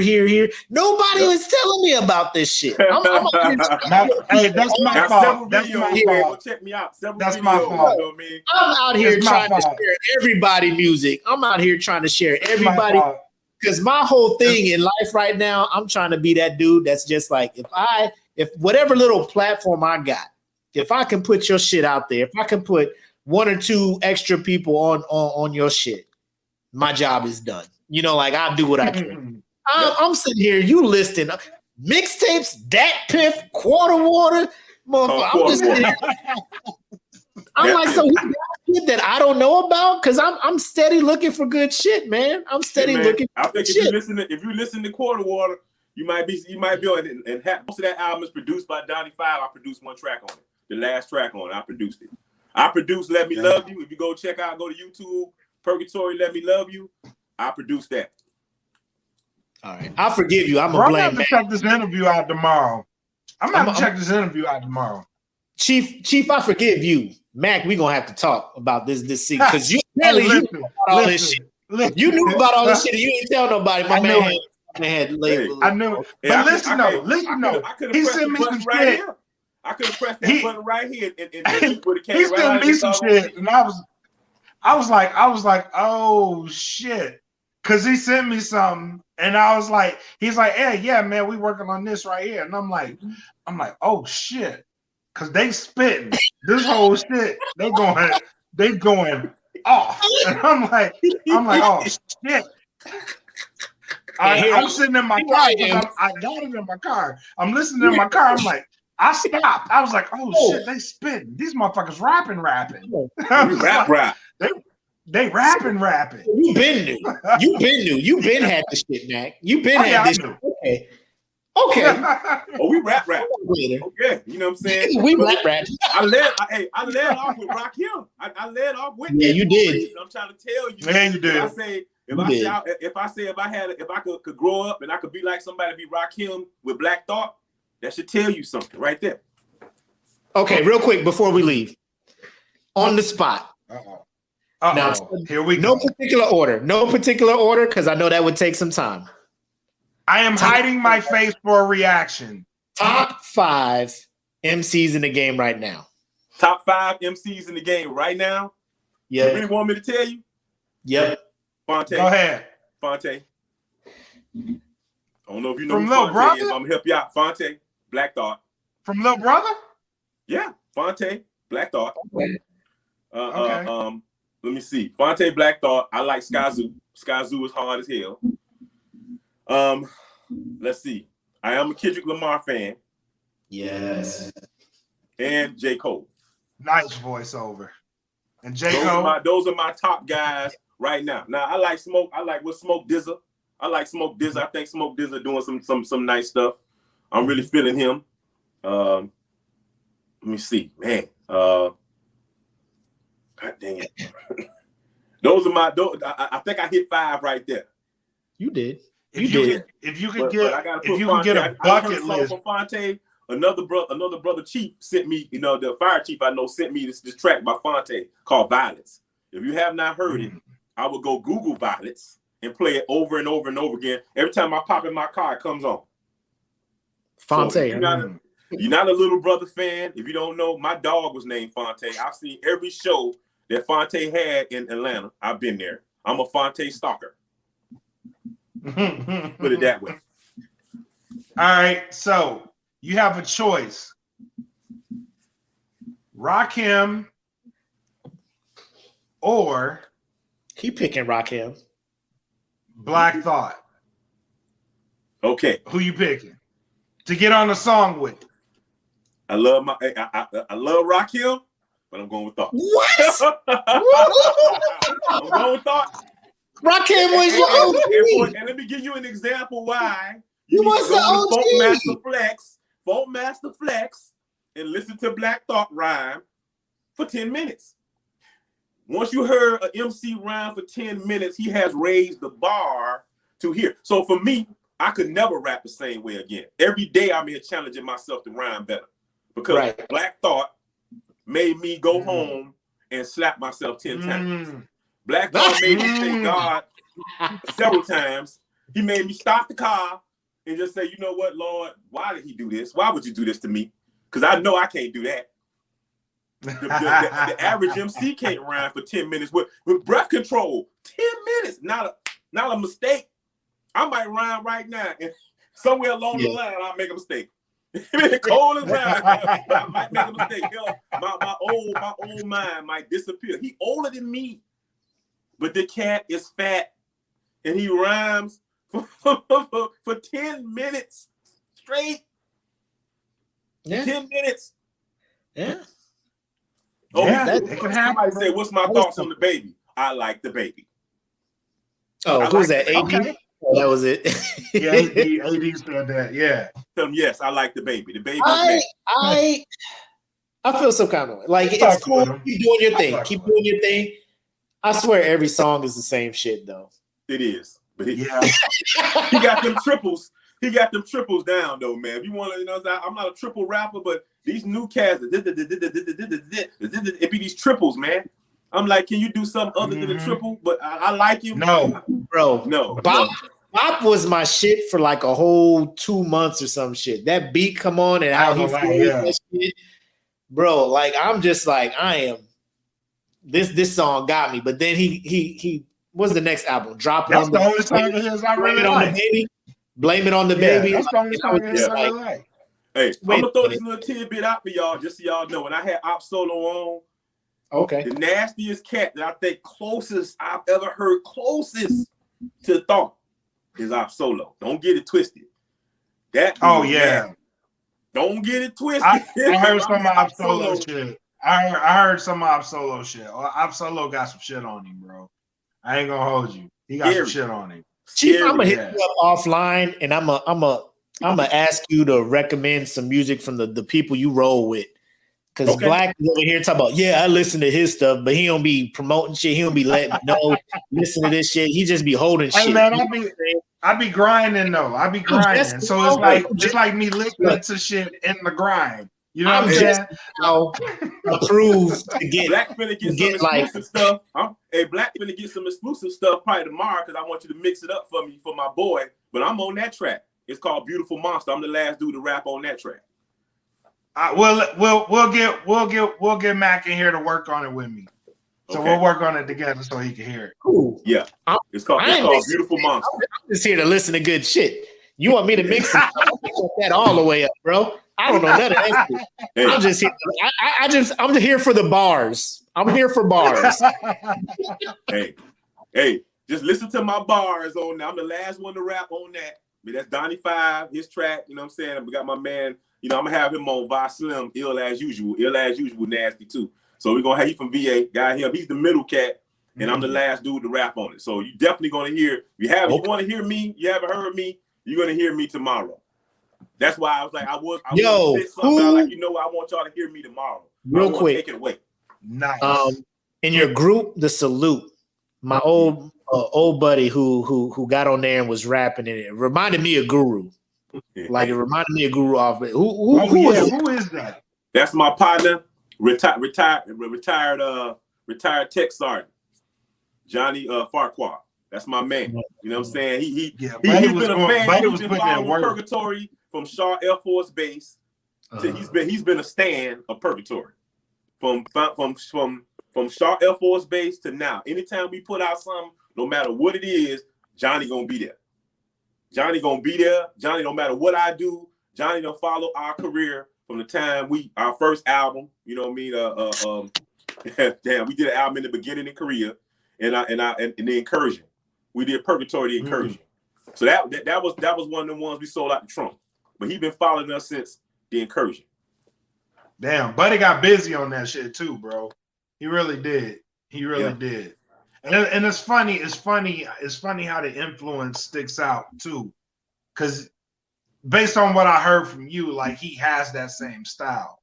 You know what I'm saying? Like y'all had. So yeah, man, Buddy got busy. I was impressed. And I don't comment too much on rap people's videos either, but I was like, yeah, that was fire. You did your thing on that. The dude that's on tomorrow, the One Charlie 5, Donnie 5, he got a song with that Gimp. They did a Gimp part 2. And I ain't gonna say too much, but my man Socks is on there. Shut up. Look here, man. I'm trying to tell you. I'm done. This interview is over. This interview is over. Hey, we like this. We all like this, man. I gotta talk tomorrow. Is now well, we all are coming together slowly but surely. A lot of heat coming together, man. A lot of production, a lot of MCs, a lot of heat. We claiming that feeling. You over on the label now? We got you on that feeling? I don't know. Hey, when I finish my album, I'm gonna submit it to Black. I'm gonna say, Black, do you think I'm worthy? It's happening. Newsflash. Newsflash. It's happening. Oh my God. Well, I don't know. We'll see. Oh my God. What is happening? You'll see.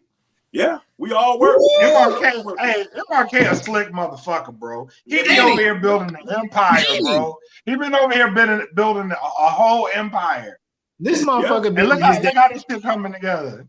This motherfucker be on his fucking Littlefinger shit from Game of Thrones. He just and let me you ain't slick, MRK. Hey, we see what you're doing. You heard me on the show, right? You heard me on the show.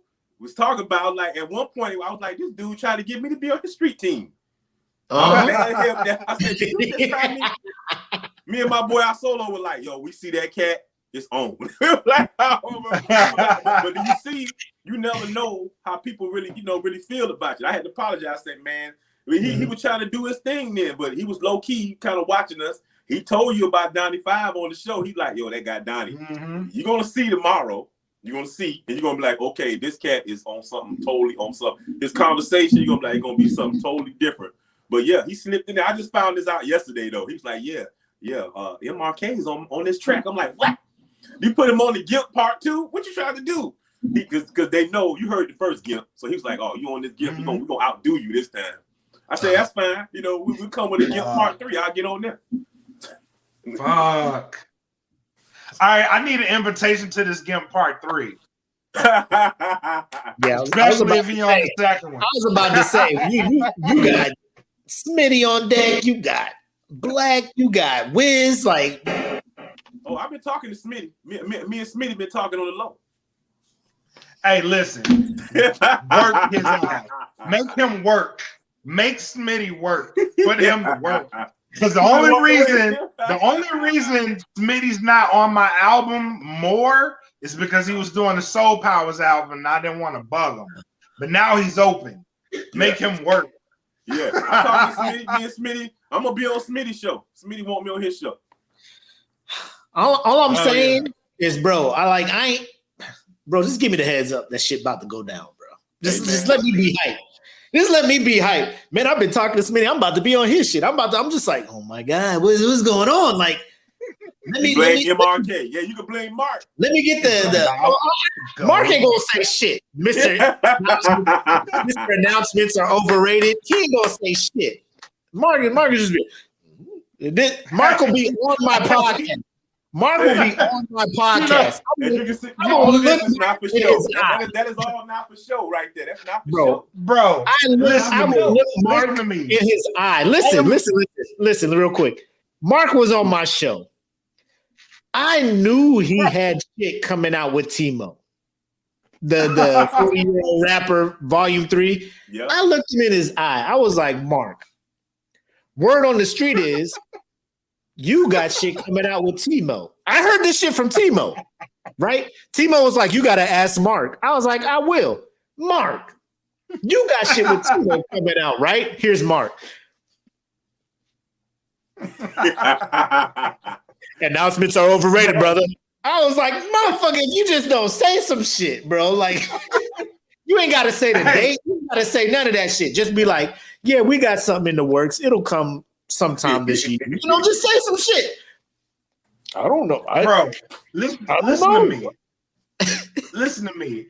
The day I sent Black is Beautiful to MRK, right? The day. So I sent it to him and we was having a conversation, like a casual conversation. Like, yeah, man. Like, and he was telling me, like, this is how you should promote it. Like this, like, it'll sound good like this. You know what I'm saying? We're talking to each other on the phone. Like, yeah, man, this will sound good. And here's the 3 I's and the E. Like, you got to do every last one of these. You know what I'm saying? Like, you want your promotion to go well. In the midst of this shit, bro, in the middle of the conversation, I get a Bandcamp alert. I was like, nigga, did you just drop some shit while you're on the phone with me? Like, you on the phone dropping shit. And what you do? Yeah. So all right, man. I'm gonna start promoting, bro. Hey, man, you about to get a lot of music from me. I got 47, 48, 49, 50, and I'm done. God damn. All right. You talking about you ain't done. Here you go. You ain't never done. You ain't never done. No. Hey, I'm doing Mark.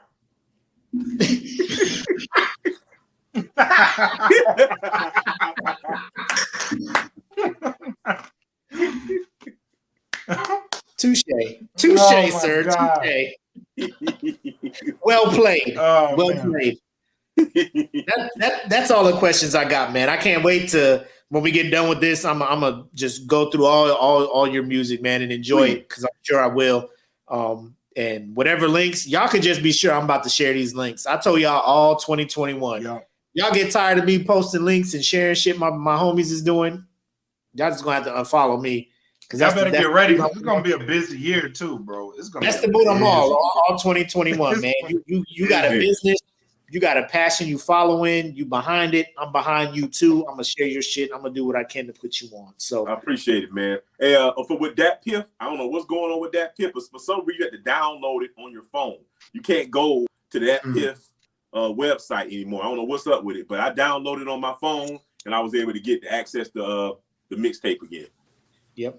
I got no problem downloading it because all I do is just listen to music on my phone in my car anyway. I don't even listen to the radio no more. Quarter War. Yeah, me neither. Hey, Purgatory featuring Donnie 5. Quarter War. Right. And make sure for you guys that are tuned in, make sure that you go and follow the Salute Podcast fan group. He will be live with Donnie 5 tomorrow, so you'll be able to catch that interview, man. Like I said, bro. Hands down, one of the best people out there doing it right now. You know what I'm saying? So if you appreciated this interview, go and join his group. Be a part of the conversation tomorrow because I'm pretty sure it's going to be a good one. And if you don't want Charlie 5, just go support. Yeah. That's one of our own. You know what I'm saying? So go support, join the group. He'll be live tomorrow. Make sure you follow us on Apple Podcasts, Google Podcasts, Spotify, and then you'll be able to catch those interviews if you miss them. But man, it's been a pleasure talking to you, bro. Like, I was so excited for this interview because I knew it was going to be a good one. I knew it was going to be a good one. And you did not disappoint. Hell yeah. Bro, hell yeah. You had to come in. Hey, Black. Let me tell you about the smoke pit. Nah, we be running 2 hours. There was one show we was 3 hours, but we was fucked up. That we go.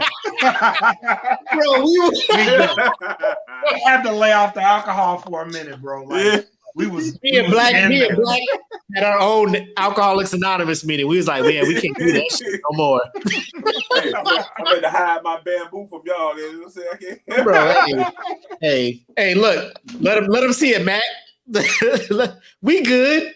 We good, man. We'll survive. Be on that Friday. bro, we was out here. We was out here for a whole 3-hour podcast. We was like, hey, we can never again. Chief, we was out here.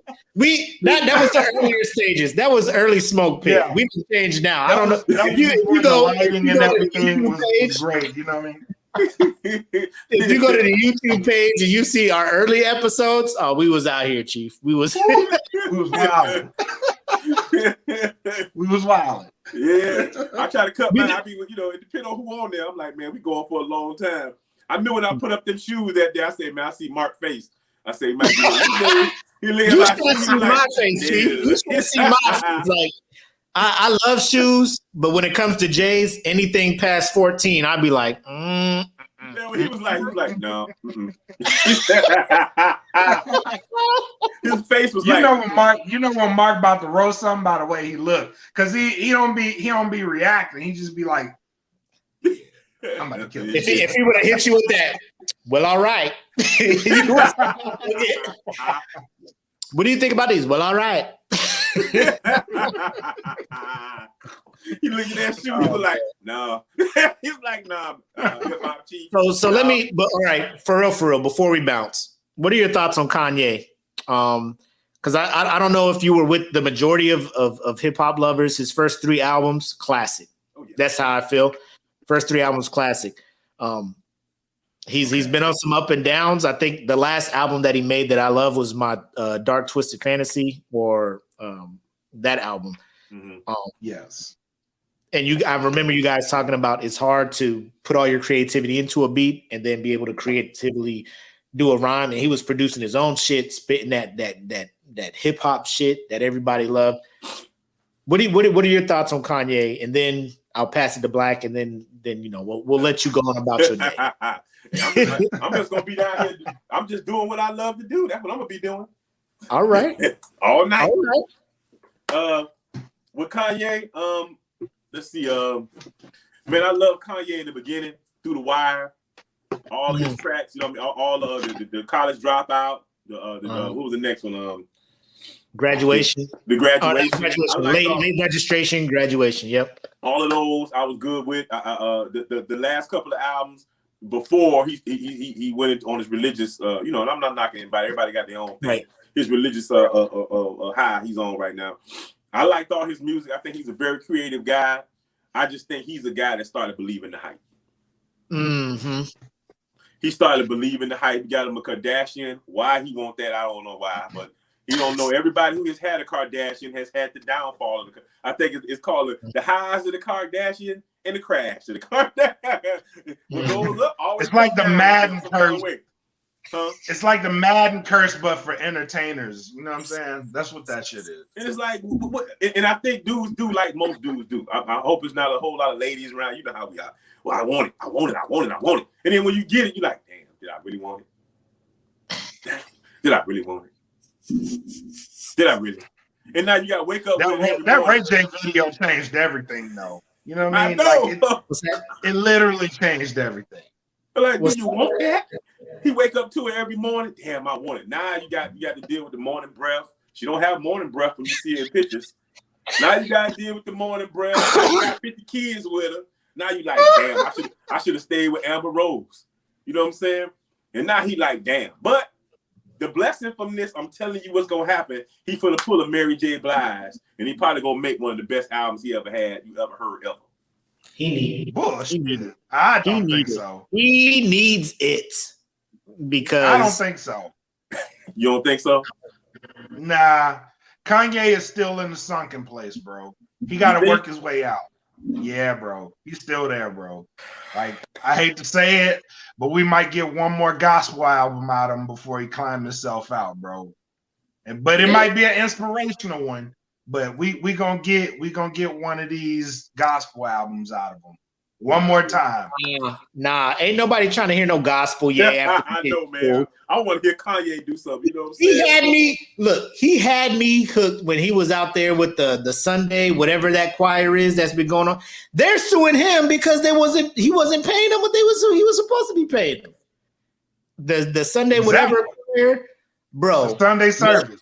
Yeah. Bro, when he had that when he remixed that Genuine shit to that gospel joint, tears in my eyes, bro. Really? Tears. I haven't even heard that, man. He made it back. Oh. And then he went back. I forget what it's called. But then he released that album. It sold. It did numbers. I was looking at it like I did not want him. Because people were telling me he's just doing this to get in on the, like, I don't know if you saw that episode of South Park where Cartman was like, I'm gonna make a gospel record or a Christian music, alternative music, and I'm gonna get the highest selling thing because all you got to do is just talk about God and people be like, oh, this is my thing. I think Kanye found out about that. You see the shirts he was selling? Like the most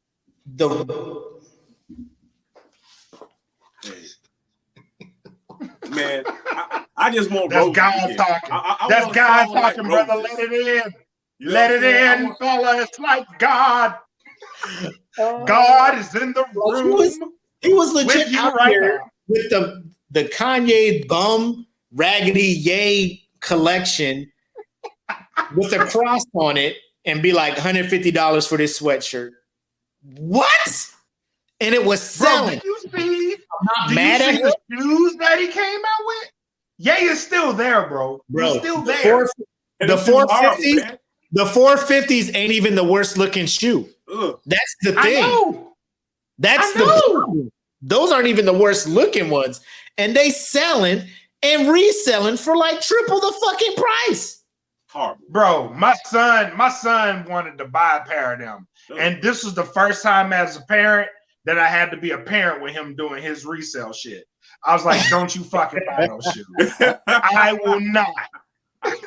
I would not be endorsing this shit. If you want to buy them, cool. You can buy them, tell them, get them out my house. But if we going out somewhere as a family and you putting them shits on, no, I won't even. I would not allow you. No, I would not allow you to A, spend your money on this dumbass shit, and then B, take advantage of another stupid motherfucker that's willing to buy this shit. All for taking advantage of stupid motherfuckers. I am. If there's a stupid motherfucker about to pay me triple for some shit, I will. Hey, that's the thing. No, they were, and I'm like, I know. Hey, trust me, I know. Somebody got these. What you doing with those? What are those, Chief? What you doing? I got Crocs on here, man. These are the greatest shoes ever. Why you got them in high performance mode and not in 4-wheel drive mode? Because when you put the strap behind the ankle, that's 4-wheel drive. Like, 4-wheel drive. That's all terrain. When you put it in the front, it's high performance right there. This is it. That's going to take the trash out mode. We gonna put these pictures on. For the 4-wheel drive and the high performance, it's like zoom, zoom. Like, that neutral.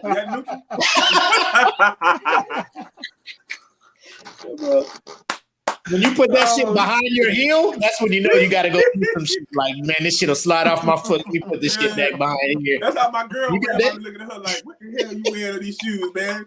What's up? You got some foot thongs on. That's a foot thong right there. What you doing? Oh man. Oh my Hey, God. serious, serious though. Hey, I like roses. If Kanye come back out with roses, another joint like that, do y'all remember roses? Yeah. From Oh late my registration. I That's could one of my play that favorite over and songs. over and over, and I just be happy. If he can come back with something Yeah, like my that, rose, it brings the sunshine. Oh, that's my shit, bro. Yeah. I can listen to that shit all if day. he can come back with, I just need that again. I need that feeling again Yeah. from Kanye. I don't know what he did, man, because His mom died, bro. on it. No, his mom died after. His mom died before My Twisted Dark Fantasy or My Dark Twisted Fantasy, and before Watch the Throne, and he was in his bag, my guy. And he is produced. He wasn't on Kim Kardashian yet either. He was on Kim for Watch the Throne. He was on Kim for that. Yes. I thought that was pre-Kim, but okay. Yeah, I'm They telling you didn't what have no happened. kids yet. He saw Oh, you're her right. in the They had morning. a song about the sun. He woke up to her in the morning without her makeup. I'm telling you what started happening to this brother. He woke up to her one morning and he saw her without no makeup. He's like, damn, that is not who I married. Here he go. Hey, Who is this? Who are you? Who are you? It's me. It's Kim. Get Reggie the fuck Bush. out. Look, Reggie Bush, Ray J, Chris Humphries was all in that motherfucker's DM. We tried to tell your ass. Oh, he went to Do it. he went to Don't church. do it. Everybody Tell me. Why didn't anybody tell me? You know what I'm saying? I'm Try. like, what the hell is this cat, man?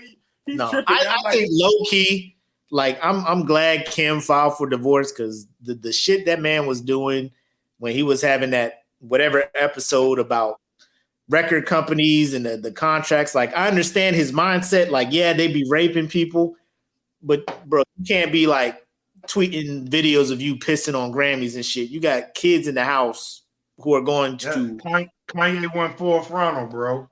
bro. Can't ever go full frontal. You know what I'm saying? Not in the rap game.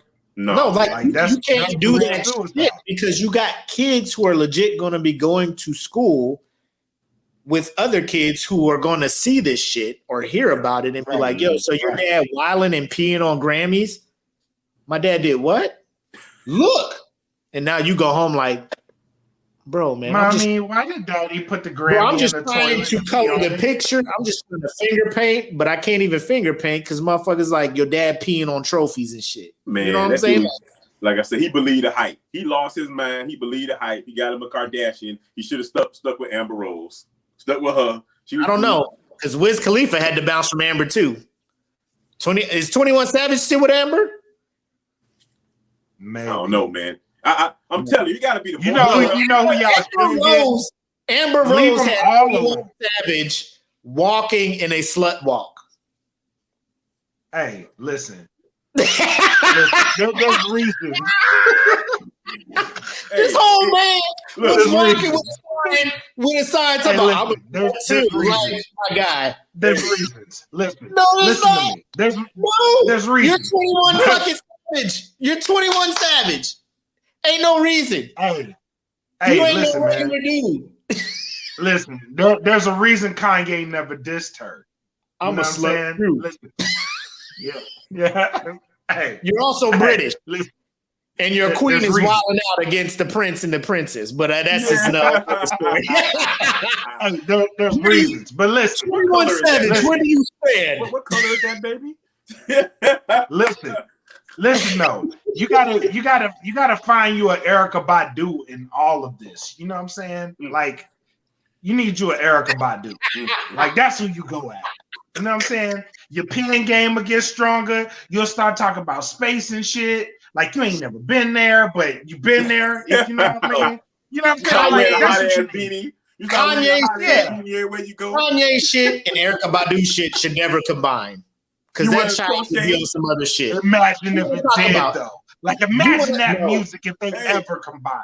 You be wearing crochet everywhere you go. Crochet hat, crochet shirt, crochet pants. Bro, you see that man's fashion line now? You want to see that man's fashion line after Erykah? Yes. Look, Chief, no. Yeah. He won't even do fashion. He'll be doing candles because he'll figure out the formula. Chief said it right on the dot. Just walk around with a candle. Do with crochet everything. You be out there with crochet joggers. I'm telling you. You see what James Harden had on at the fucking All-Star game? That plastic ass windbreaker. That's some shit we be seeing out here. We don't need that. Erica messed you up. Erica messed it. Andre, bro, Common never been the same. Common was out there with a coonskin hat on. Common was wearing a Davy Crockett hat because of it. But I was like, this motherfucker lost his shit. Listen. He out here trail. You know who benefited out of that? You know who benefited out of that? Andre 3000 did. Because he hooked up with Erica. You know what album came out after that? Aquemini. Aquemini is one of the hardest fucking albums ever. And then after the breakup, he wrote one of the greatest albums ever. Bro, and that's one for three. That's one for three. Man, that's a 33%. You gonna be a dope rapper because after Common we had Universal Mind Control and some other shit. Nobody we had B. We had B. When he was with Erica, we got B. That wasn't him with Erica. Yeah, it was. That was with Erica. B was like Water for Chocolate is what you got when he was with Erica. Oh, that was the Love of My Life shit. That was dope too, though. That was like. But then after the breakup, Love of My Life was dope. It was dope. It was dope. But look, it now, was dope. Erica, and then after the breakup, you got B. DOC. Erica's with the DOC. She has a long line of dope MCs. You know what I'm saying? Yeah, the love of my life. That's who you need to get with Kanye. No, yeah. That's who you need to get with Kanye. Because look, okay, we got B. That was great. What's your favorite track off of Universal Mind? What? He has a song, the last joint on Universal Mind Control. What's the name of it? I can't remember, but it's his last track is always dope though. Because on B, the last whole album, and you like, oh, that last track is dope. So what was the other one? Skip Universal Mind Control has some joints on it though. But the last track is especially dope. Universal Mind Control. No, Finding Forever. Finding Forever was the album before that. Finding Forever was dope as fuck. You talking about Kanye? I'm not Kanye. You talking about Common? Yeah. Common. Finding Forever was dope. I'm not gonna say Erica. Yeah, Erica Badu. If Erica Badu put out an album right now, I'll go listen to it. Because she got that music. I'm just saying she be fucking people up. She messed them up. In a good way, definitely needs that. Your pen game is gonna be up there, bro. Your pen game. Like, who would you rather, Erica Badu or Kim Kardashian? I don't know. Jay Electronica kind of fell off here. And damn Jay like half his album. So I don't know now. See, if you took my line, I was wrong. We ain't gotta bring up that shit. We ain't gotta bring up that shit. We ain't gotta bring that up. He just now dropped the album. He just now dropped the album. We gotta leave Jay alone, bro. But you talking about Jay-Z's latest album? Yes, I'm talking about Jay Electronica latest album. Jay-Z was mostly on that album. It was Jay-Z's album. Jay-Z featuring Jay Electronica. Okay. Fuck you. we already went off on that shit. I was waiting on him. I was like, when is Jay Electronica drop? Minute he dropped, I listened to it like, why is Jay-Z all over this on every song? On every song. Every song. Like bring that up. Released albums that we were waiting on way before. I don't know why he waited till I was waiting on Jay Electronica since 2009. Me too. And when it came out, I was like, oh, Lord. 2010, I'm like, oh, he's got to drop something now. You know, like, I've been hearing him on everything in 2009. I'm just like, oh, it's new decade. It's his time. 2011, it's his time. 2012, it's his time. I'm like 2013, when you dropped Control and you tried to jump on there with Big Sean and then Kendrick murdered everybody on that shit. I'm just like, bro, I'm not even checking for you no more, Jay Electron. Like, I don't even know what to say anymore.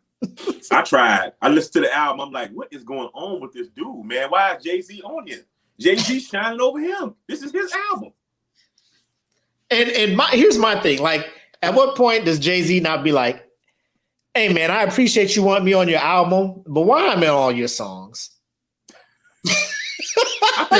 I think that Jay-Z was like, you know what? I'm sick of you, man. I want to get this album out how can I help you get this album out? This is what I'm gonna do. I'm gonna be on most of the songs. I'm gonna help you out, and we're gonna put the album out. That's what happened. I gotta get you out of here. I gotta get you out my head. I gotta get this contract over with. I gotta say goodbye to you. That's what happened. Beyonce said, "You cool, but you can't stay here no more. So we got to get you out of here." Twins, we got the twins on the way. You got to get out this room, bro. We need this room for the twins, nigga. So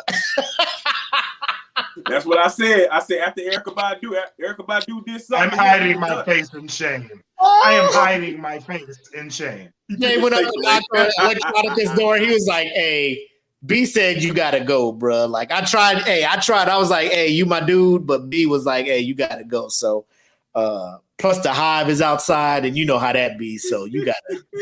Oh no, he got the Fruits of Islam out there too. They all out there chilling.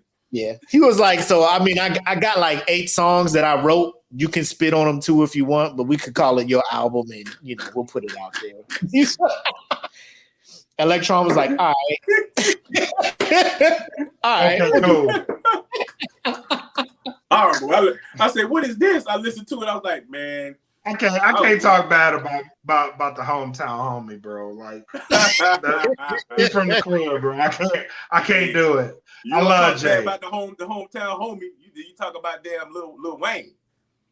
I don't know what's wrong with this cat. Yeah, do that again. You're like, hey, go ahead and close this out, Mac. Go ahead and close this out. Go ahead and close this out before we go down another rabbit hole. We go too deep. We're gonna go down the rabbit hole.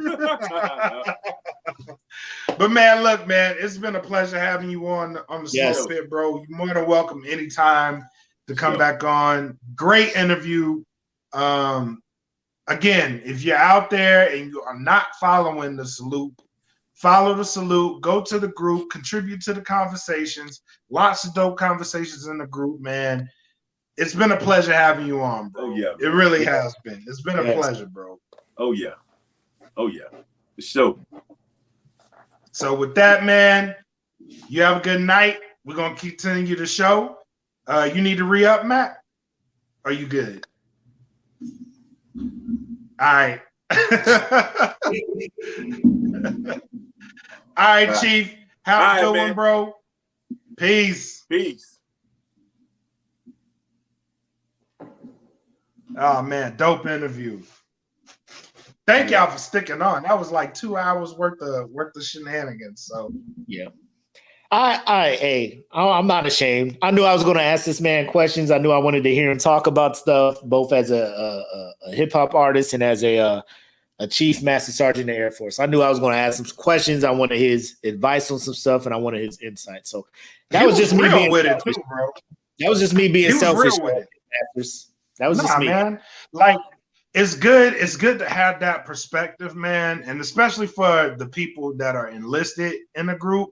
To hear like a different perspective, and like he's out, he reached the top of the chain. You know what I mean? His chevrons got to the highest tier. You know what I'm saying? So, man, listen. Thank y'all for sticking with it. Hopefully, y'all learned something. Hopefully, for the people that are enlisted, you can carry what he said and use that as advice, man. But follow the brother, man. Follow him. Yep. He is dope. He is dope as fuck, bro. Like, I'm so glad he is on our platform and not somewhere else, because it'd be trouble. It'd be trouble. You know what I mean? But big trouble. Continuing that. Shout out. Where we going next, bro? Before we dabble into the bracket that we got going on, let me go re-up. I need another mixer for my crown, because I'm not trying to get too over the top, because I have not eaten nothing all day, to be honest. No, I had like 3 s'mores Girl Scout cookies. But let us know about a care package that you received and the beverage that is in there. But give us like 2 minutes. Give us 2 minutes. And we'll be back. 2 minutes worth of commentary? You want 2 minutes worth of commentary? Yeah, go. Give me 2 minutes of your drink. I'm gonna go run and get another Coke. I'm gonna go and re-up, and then I'll be back. So shout out to Pitmaster Joanna Gaines. And there was a post that went up in a group last week about the Crown Royal in a can. And I said, yo, whoever sends me the Crown Royal Regal Apple in a can, I will send y'all a shirt and some patches, right? So I did that. So today I got a package, and in that package was not fucking Crown Royal Regal Apple, but she let me know like they didn't have it. So she sent me the Crown Royal Whiskey and Cola and the Crown Royal Peach. So, and she sent me a whole bunch of candy, which she said is vegan. Joanna, you petty as fuck, for real. But the box is empty now because I divvied all that shit out. My family now has it. They watching Raya and whatever that movie is on Disney Plus that I paid $30 for. I said I wasn't gonna pay $30 for it, but I ended up paying $30 for it anyway. They're watching that, and I gave them all the candy. So they left me with a box of Nerds, which I am very happy. But I said I would try it, and I've already had one of each. So first review. This shit is garbage. Don't buy this. Don't buy this, people. Get you some Crown, get you some Coke, because this shit tastes like RC that has been kicked in the mud. It ain't really that good. I don't like it. Maybe somebody out there will like it. This isn't too bad though. The Crown Royal Peach tea, it's not bad. Could go a little more on the Crown and a little lighter on the tea. Not too bad, but anyway, thank you for sending the care package. Thank you for the candy. Thank you for the Crown. I am having a nice little buzz off these two, so if anything, it's good for a good drunk. So if you're drinking to get drunk, then that's where you want to start. These are very, very strong drinks. And he's back. Was that 2 minutes worth of commentary? I felt like I went for a minute. I don't know. I'm just sitting here trying to fix my damn mixer so I'm not sounding like I'm in a fucking warehouse and shit. Might be that time to upgrade. That's the God box. That's what we're going to call it, the God box. I appreciate all the work this little mixer put in, but it might be time for an upgrade. You know what I'm talking about? Speaking of which, go ahead and donate to that Patreon. Go ahead and join the Patreon, people. Help that man get some new, get some new equipment. She said they both are trash. So the peach tea is trash? It's not great, bro. It's good. It's not great. If they would have went a little more on the Crown and that was my biggest worry when I saw the canned drink. I'm just like, who made these? My uncle or somebody else's uncle? Because no. This shit was definitely made in a lab in Sheboygan, Wisconsin. Because this shit is fucking garbage, bro. Like Sheboygan. Sheboygan. This shit is horrible. No. Like I would not. The good news is I would not give this thing about. Crown Royal reached out to me. It was like, Mac, we heard you fuck with us heavy. Good news. That peach Crown, we're not going to make it limited anymore. It's going to be out there with the vanillas, the apples, and the regular. It's going to be a regular line. And I'm just like, I fucks with you. That's why I fucks with you, Crown. Bring that shit so I can make the drink as strong as I want to. That's what I want. Yeah, this shit, don't listen. If you hate somebody, give this to them as a prank and be like, this shit is great. Because this shit is fucking horrible. It's bad. I told her I'd try it. And I was gonna say my reaction from you was sipping on it. Yeah, I was. Because after like 3 sips, it's just like fuck it. You know what I mean? Like it's here, it's a party. Like any other thing. You know what I'm saying? Like it's a party. You know what I'm saying? I'm drinking. It's Friday. Like I ain't spend no money for this shit, so I might as well drink it. But I ain't doing that no more. 3 sips, fuck it. Yeah. I ain't doing it no more. No. I'll be damned. I will be damned.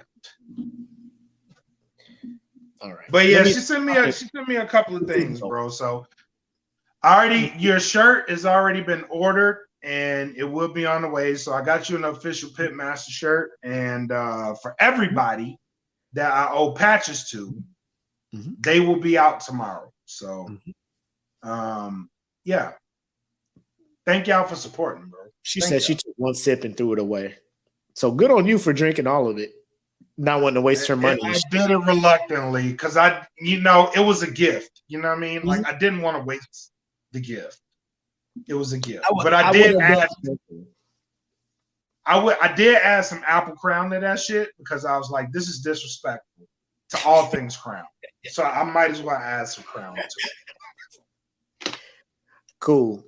So we're past our 2. So what we wanted to do is kind of review where we're at with the current bracket we got going on. So what we got going on in the group right now, Bracket Life Best 90s One-Hit Wonders. I know perfect world, if things weren't happening in our lives, would have been able to update the poll daily and everything and get it going. And tonight would have been the final. But things have been happening, and all we are at now is the final 4, the semifinal. So my goal is to get the semifinal. So by the end of tonight, we'll have our 2 finalists, put them in for Saturday, have the group vote on Saturday, and then we'll find out who the group decided was the best one-hit wonder. And then Sunday, we'll make the next bracket live, which is the best 2000s one-hit wonder. And I will say, I was shocked when I put that list together. About 10 of them joints was my 07-08 Korea tour. I'm just like, I remember all these songs. I bet you Roscoe Dash in there somewhere. Because I was like, God, no. Dash isn't in there. Like, because I based it off of US Billboard. Oh, okay. Okay. Because if we would have went into like hip hop or R&B 100, alternative rock 100, there would have been a lot more. But I'm just going based off of the public being like, this is it. Because I mean, you had shit like Jibs on there, Chain Hang Low. You know what I'm saying?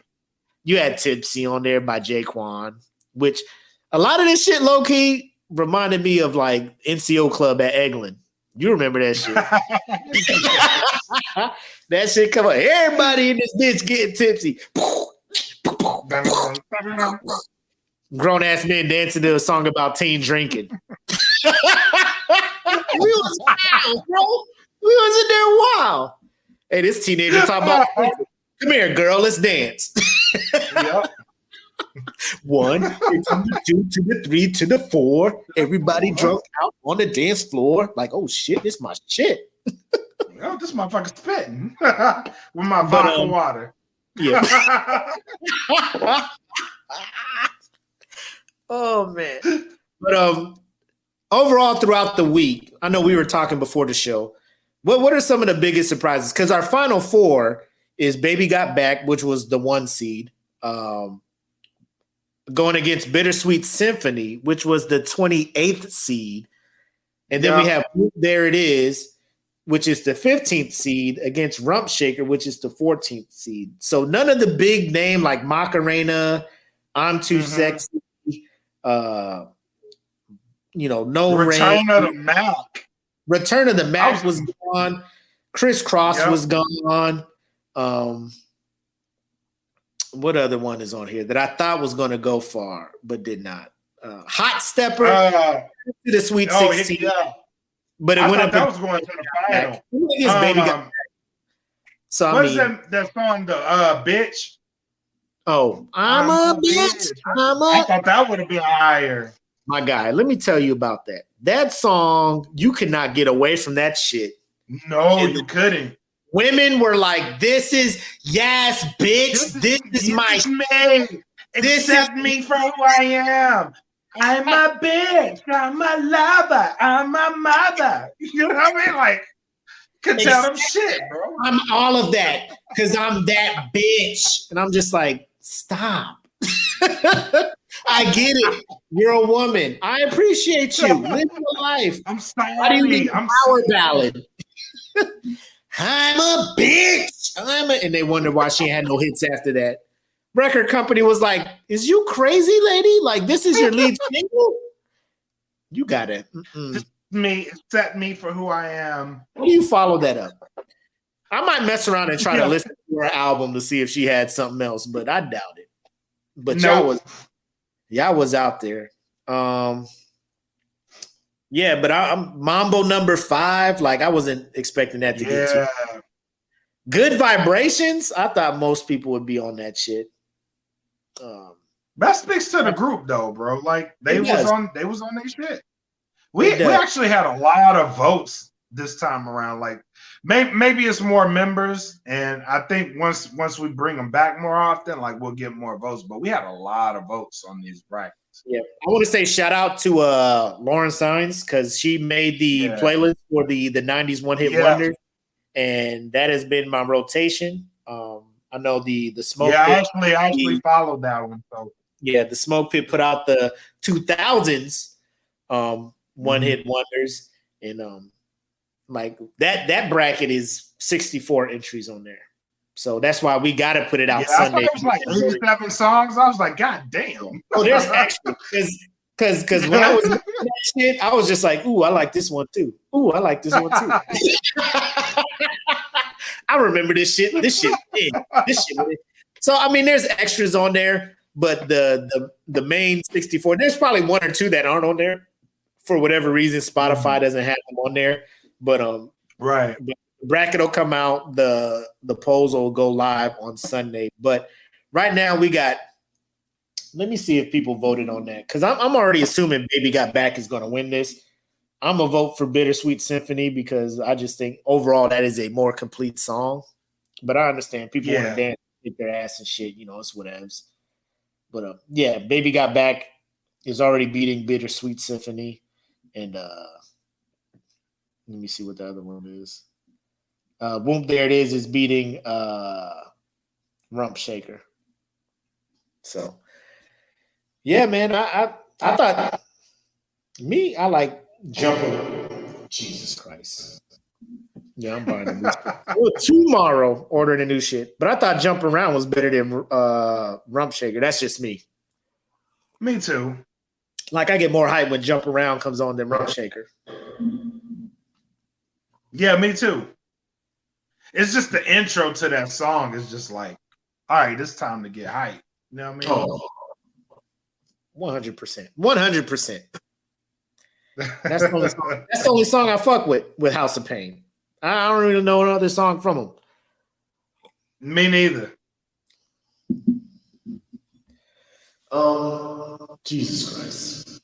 Look at this. Should I just continue like this, guys? Should I just continue? Yeah, talk with the guy box. Talk with the guy box. We'll roll out. Yeah, we'll roll out like that. The guy box.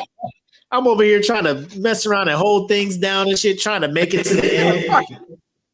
But what you are witnessing right now is the death of my mixer. I have the reverb turned all the way low. I have the echo turned off. However, my mixer is just like, I feel like the things you are saying need to be emphasized.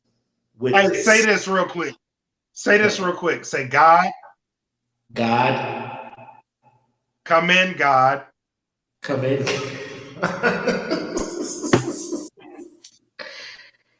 Them guys was like, you sound like a character from Lord of the Rings.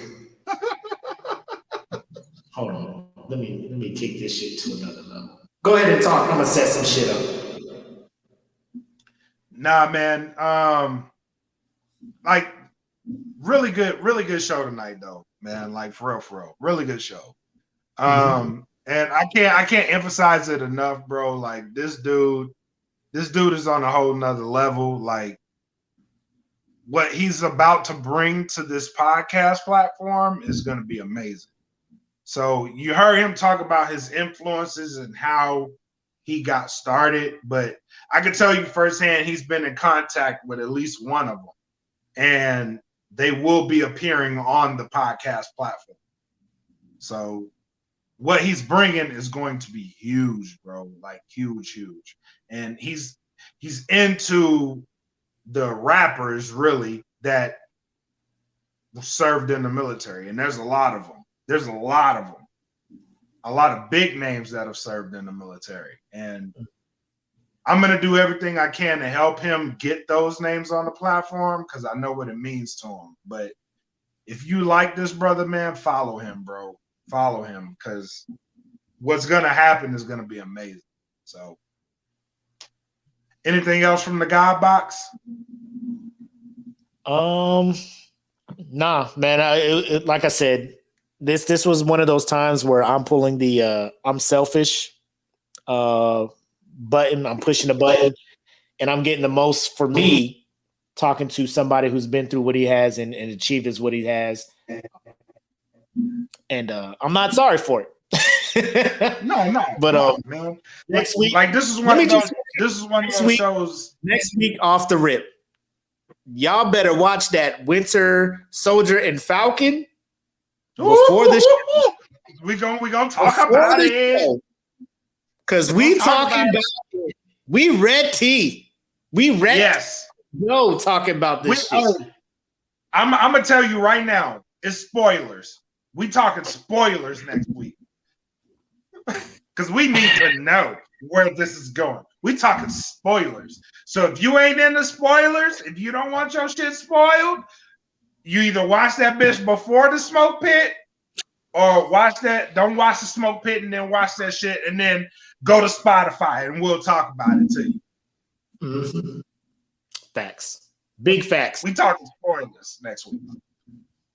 And you know I'm not gonna hold back because y'all know how I feel about Anthony Mackie.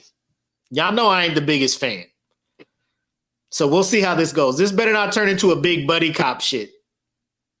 Like it better not. It better fucking not.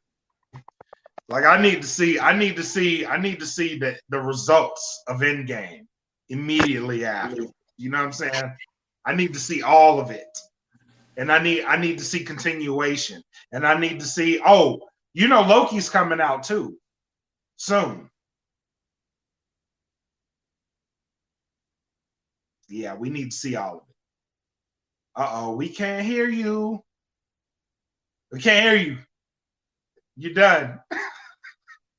It's over. It's over. Your career's over, kid. You can't. They cut you out of Hollywood, kid.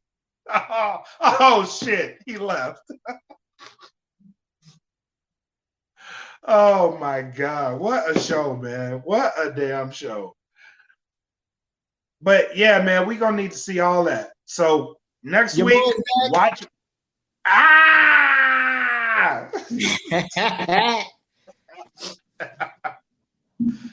Yeah, man. Next week, watch it and then watch the smoke pit. Like the shit comes out on Thursday. I know half y'all don't go to sleep anyway. So Thursday midnight, watch the shit. That's what I've been doing lately. Yes. Thursday midnight, watch it. Because it's Thursday to watch it before this show starts. Because we'll talk about other shit, but within these 2 hours, sometimes plus, we're gonna talk about some shit. And that Falcon Winter Soldier is gonna have to be talked about. Heavily. Yes. Very much so. So as I sit here holding this switch, that if I let go, watch. So I'm holding this one switch that's kind of letting me sound normal. But if I let it go, you get this here. You get the God box. Yeah, we ain't trying to have that. So yeah, it's time for an upgrade. So I want to appreciate this thing for getting me into the podcasting. But Tascam Mini Studio Creator, it's time for you to go. So one time. Oh, hold up. What happened? I might have some breaking news. About what? Oh shit. So the Salute podcast is going to be getting a member from 2 Live Crew. I will keep you updated on the details. Oh, now you want to keep us updated on musical ass shit. But before, I'm in the dark and I'm getting all these updated statuses from Keith. But yeah, I'm doing this. I might be on that feeling. I might be doing this. And I'm just like, and here's Black. Yeah, I was talking to, and I'm sitting here like, I wish I would have known, sir. I wish I was on the inside somehow. I don't know why I'm not getting this information, sir, but I'm glad you're telling me now. Nah, I mean it's awesome. It's awesome to just be finding out about that so people can see my reaction and see how excited I am for where we're going and for what Mark Sox is doing, not only for the label Dat Feelin', but for the podcast network as well. So yeah, bro. It is dope. And I am glad, like I said, I was giving you your birthday flowers last week. Hopefully you heard the podcast so you could have heard the part where you logged off. Yeah, it was nice, bro. It was nice. It was nice. I appreciate it. Yeah.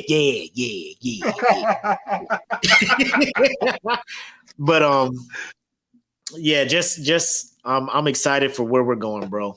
What we're doing with not only the Smoke Pit, but I told you I know I got to get back on my I said what I said bag, and you're getting back into your wrestling with your thoughts bag, and Yep.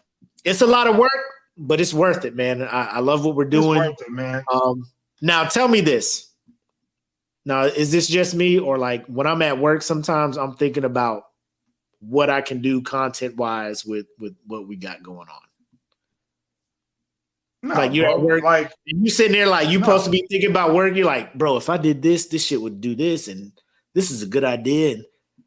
Because me and Jedi was talking about that, and Jedi be like, man, sometimes I'll be at home doing telework, and I'm just like, bro, this would be a dope ass idea. And I'm just like, that's me. That is me, like literally throughout the day. Like, my mind is always thinking about some new shit to come up with. Yeah, like really, like, and I think I immersed myself so much into it. Like, I am ready to just like do podcasting full time. Like, I want this shit to bring me enough money to where this is all I have to do. You know what I'm saying? You trying to give up music? No. Hell no. But like that's a bonus. Oh, you mean job wise? Okay. Yeah. Like I just want this shit is saying everything. Yeah. I can't just be jumping out here. No, but I wanted to like bring in a sort of revenue to where like this is all I have to do, bro. Like what I was looking at? I don't know if you know he's a comedian, Kev on Stage. Like he's pretty popular out there. My man, his Patreon base level is $5,000 or not $5. And he has over 6,000 patrons. So he's bringing in off the rip, like let's say with the whatever insane amount of money a month. Yeah, fam, an insane amount of money a month. Fam. Like I look like that's why I got into Patreon because I studied it and I was like, man. Like for the shit that you could offer, and it's not a lot. Like 2 shows, right? A week, maybe. You know what I'm saying? 2 shows a week, maybe. And if you have all these people paying to see you at least twice a week, and then we're a network, everybody can take turns. You know what I'm saying? So there's a constant stream, and then there's different audiences. And then if you do that, and bring in people. Like the highest, not even the highest, like one of the highest platforms I seen was bringing in like $63,000 a month. And I'm like, I want that. I was like, I want that. Yes. Oh, so that's what you get times 12. That's what you get in a month. And then we could divvy that out and still be cool. And still be cool. Yeah, and still be cool. Give me that podcast. But sir, you already have one. Bring me that podcast. Bro, I want that. You know what I'm saying? Bring me that Patreon. But sir, you have Patreon. Bring me that Patreon. That has got to be. I want that. I joined TikTok initially for the clock out challenge, but I have come across so many creators on there where I am I adore the shit they do. I adore their creativity. Even the one, shout out to Pitmaster Jarrell Grandy, because he sent me one and I ended up following this chick, like the one that was sleepwalking. I was like, bro, this shit is fucking hilarious. Her, the blind hitman. Like I posted one yesterday. The chick that was like, how you know black people are fucking with your singing and they doing all the fucking extra ass shit. Like I am following all these motherfuckers. Like I am with the shits. I am with support and I'm with sharing their shit. Cause that's the mode I'm in. 2021 Willie. 2021 Willie. Yep. I ain't sharing shit. But you know what? This goes back to dating. Cause when we all sat together, like we all was like, let's go get this shit. You know what I'm saying? Yes. Let's go fucking get this shit. Yes. And like to see where we are now as compared to then, like we going to get it, and we ain't gonna stop until we get it. You know what I'm saying? So I'm really excited for where we're going. Yes. And then like just to see the numbers, like because we do get to see the numbers, like where if I told y'all where we started and where we are now, you'd be like, why the fuck are you still doing this? You know what I mean? But it's growth. It's growth. Yes. You know what I'm saying? It's slow growth, but it's growth over a period of time. You know what I'm saying? It's about being consistent. You can't be too enamored. Like, why am I not rich already? Like, it's a process. Right. Everybody who has been doing it has been doing it for a while, coming up, going through the growing pains, and that's where we're at. And honestly, we told y'all 2 weeks ago, we didn't even think we'd be here. We didn't even think we'd be here. Not at all. Not seeing at all. A 1K next to our shit, let alone 1.2K and still growing, because like I'll get notifications, hey, member request. You know, I'm just like, yo, like this. Now I think I hit you up one day and I was like, I couldn't even believe it. I was like, man, we at 1.2K because I thought it was gonna stop at a K. And I was like, we at 1.2. I was like, damn. Within 2 weeks, crazy. 200 more people joined. You know, we was at 1K 2 weeks ago. 2 weeks later, we're at 1.2. So like I said, everything is going back to you guys. Because I was talking to Jedi, and you know, if you want to do it after hours, cool. Because I mean, we gonna chop it up after the thing anyway. Let's do it. Let's do it. I'm down. After hours? I can't do it long, but we can go. Nah, I mean, just where we at? We don't need to do it after hours. We'll just do a onesie twosie. Me and you chatting about some shit. No, let's do it after hours. We can do it after hours. We'll do it after hours. Like, okay, we'll do it after hours. Let's do it. We'll do it. Let's do it. All right. So with that being said, we don't want to hold y'all too long. We already at 2.5 hours. I am the homie Mac, aka your boy, aka Godbox, aka I'm getting a new mixer pretty soon. I'm the homie, bred like a king, made as Kelvin Cayley. Thank you guys for joining the Smoke Pit. If you're on Patreon, come to the after hours. If not, we'll see y'all next week. Peace. Take care.